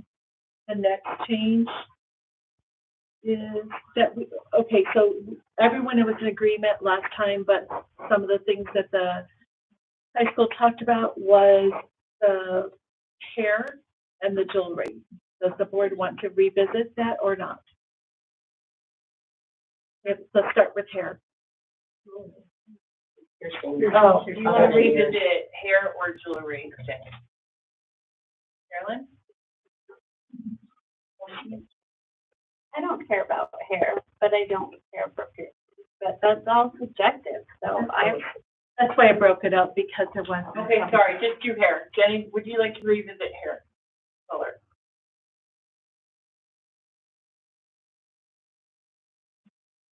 No, I don't. Carolyn, would you like to revisit hair? Sure. I would not like to revisit hair. I would not. All right, what about jewelry? Or I can start with Carolyn again. Jenny, or Carolyn, would you like to revisit jewelry? No. No? No. That's three, it doesn't matter. Sorry, but let's. Okay, the next one is around, so I think everyone was in agreement around the game day. Was there anything, different? I feel like that should not be for high school. We're talking about the jerseys. It was, okay, they can wear a jersey any day of the week in high school. Yeah.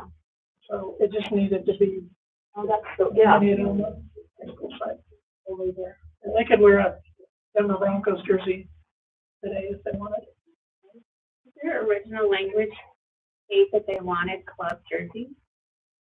Middle school. Or is that something? Oh, I'm sorry, we're in middle school. Well, middle school. But doesn't wanted- high school want club They jerseys? did not have anything They to can wear wear them. They can wear it whatever day they want. I know. What says they are not? And then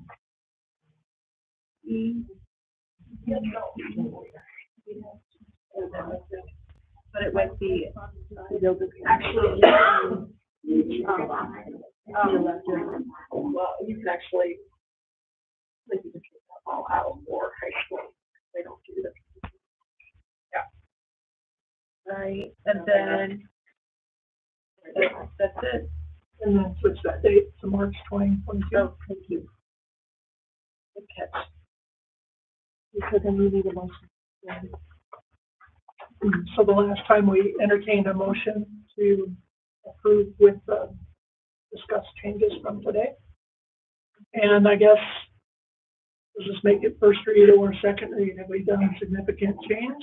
Or in your motion, please state if you're approving first read or second read. Approve on second read.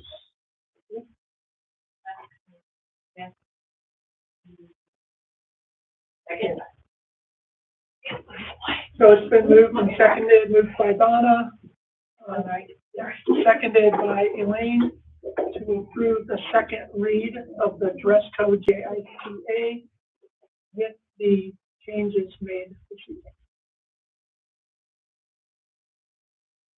Any further discussion? Roll call. Member? Aye. James? Aye. Mater? Aye. Angela? Aye. Hartman? Aye.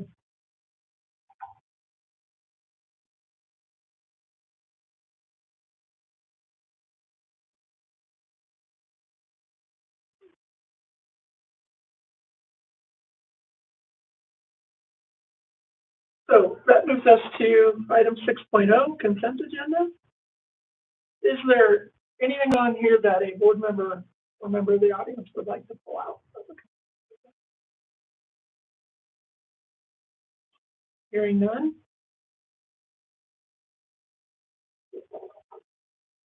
I'm trying to remember, we don't actually have to have a.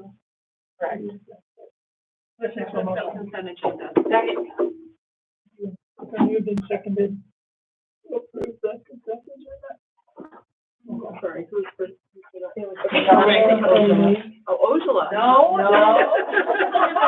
was like, I'm just kidding you. I'm not kidding you. Hungerberg? Aye.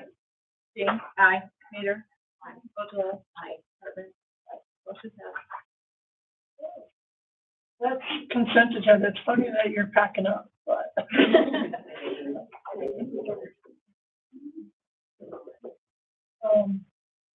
We're going into executive. We are. We're on item 7.0. Oh, I texted her. Sorry. Oh, okay.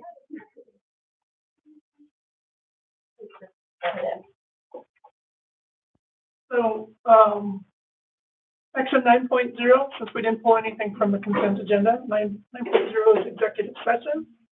The Board of Education, upon the affirmative vote of the quorum present, may convene an executive session at a regular or special meeting. Is there anybody here who would like to enter executive session? Motion to enter executive session to conduct discussions regarding the charter's position, strategies, and bargaining instructions regarding the collective bargaining negotiations. Colorado Revised Statute 24-6-402 4E, and discuss individual students whose public disclosure would adversely affect the person or persons involved. CRS 24-6-402 4H. And invite these two?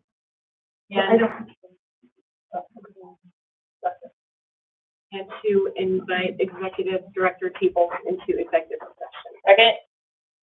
All right, so moved and seconded for the established. We take a brief recess. Holly, good job. Yes. So we'll enter executive session at. You guys, I mean, anybody else, I can just run off. At 9:20. We'll enter executive session. You have 3 minutes. No, that's not true. That's 4, 5.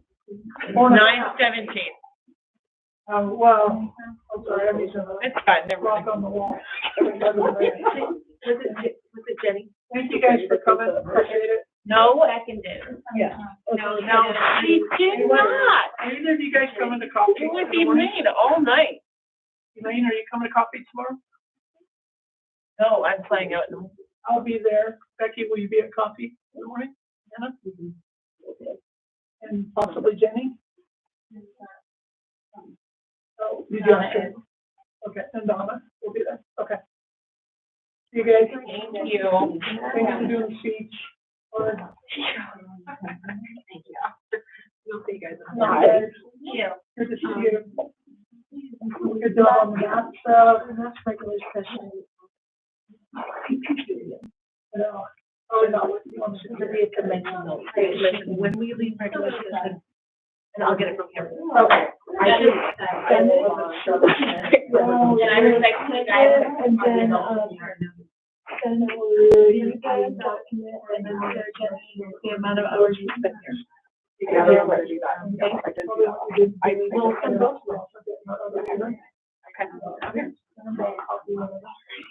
Yeah, I will. What about like hours you like? Yeah, I know.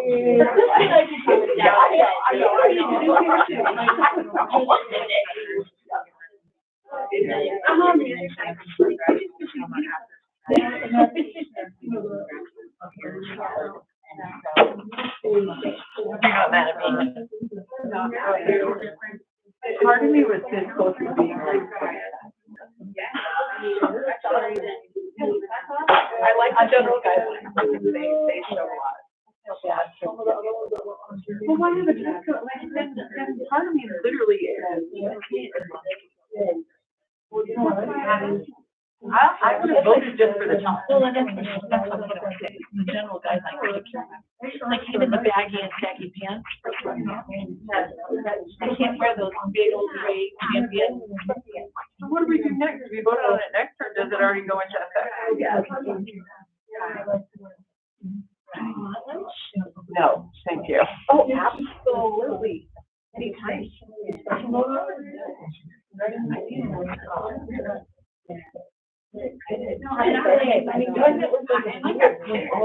think it's fantastic that you don't give them as much freedom as we can.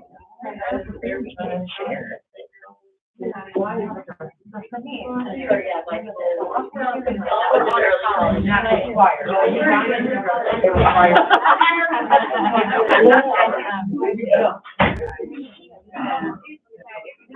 I just want to. She was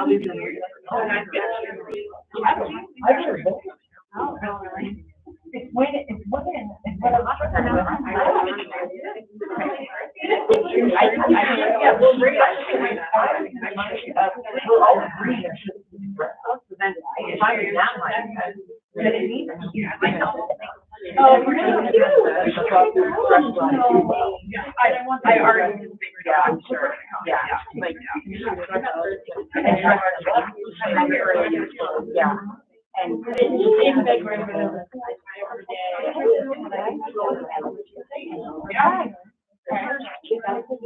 but that's mom. Anyway, all that data sheet go right in. Now I can. We never even put it on the table. I'm just saying, when I actually would have learned that. We feel already bullet pointed 8 days. And I'm like, if we're going to buy into a block that we have structural data for it. And I never even thought about my. Oh, that's so great. That was good. Thank you. I just had a really big. All right. Thanks for what you do. Thanks for over. Sorry. I didn't think I was on the table. Well, be well. That's where my head was at. We were already at 6.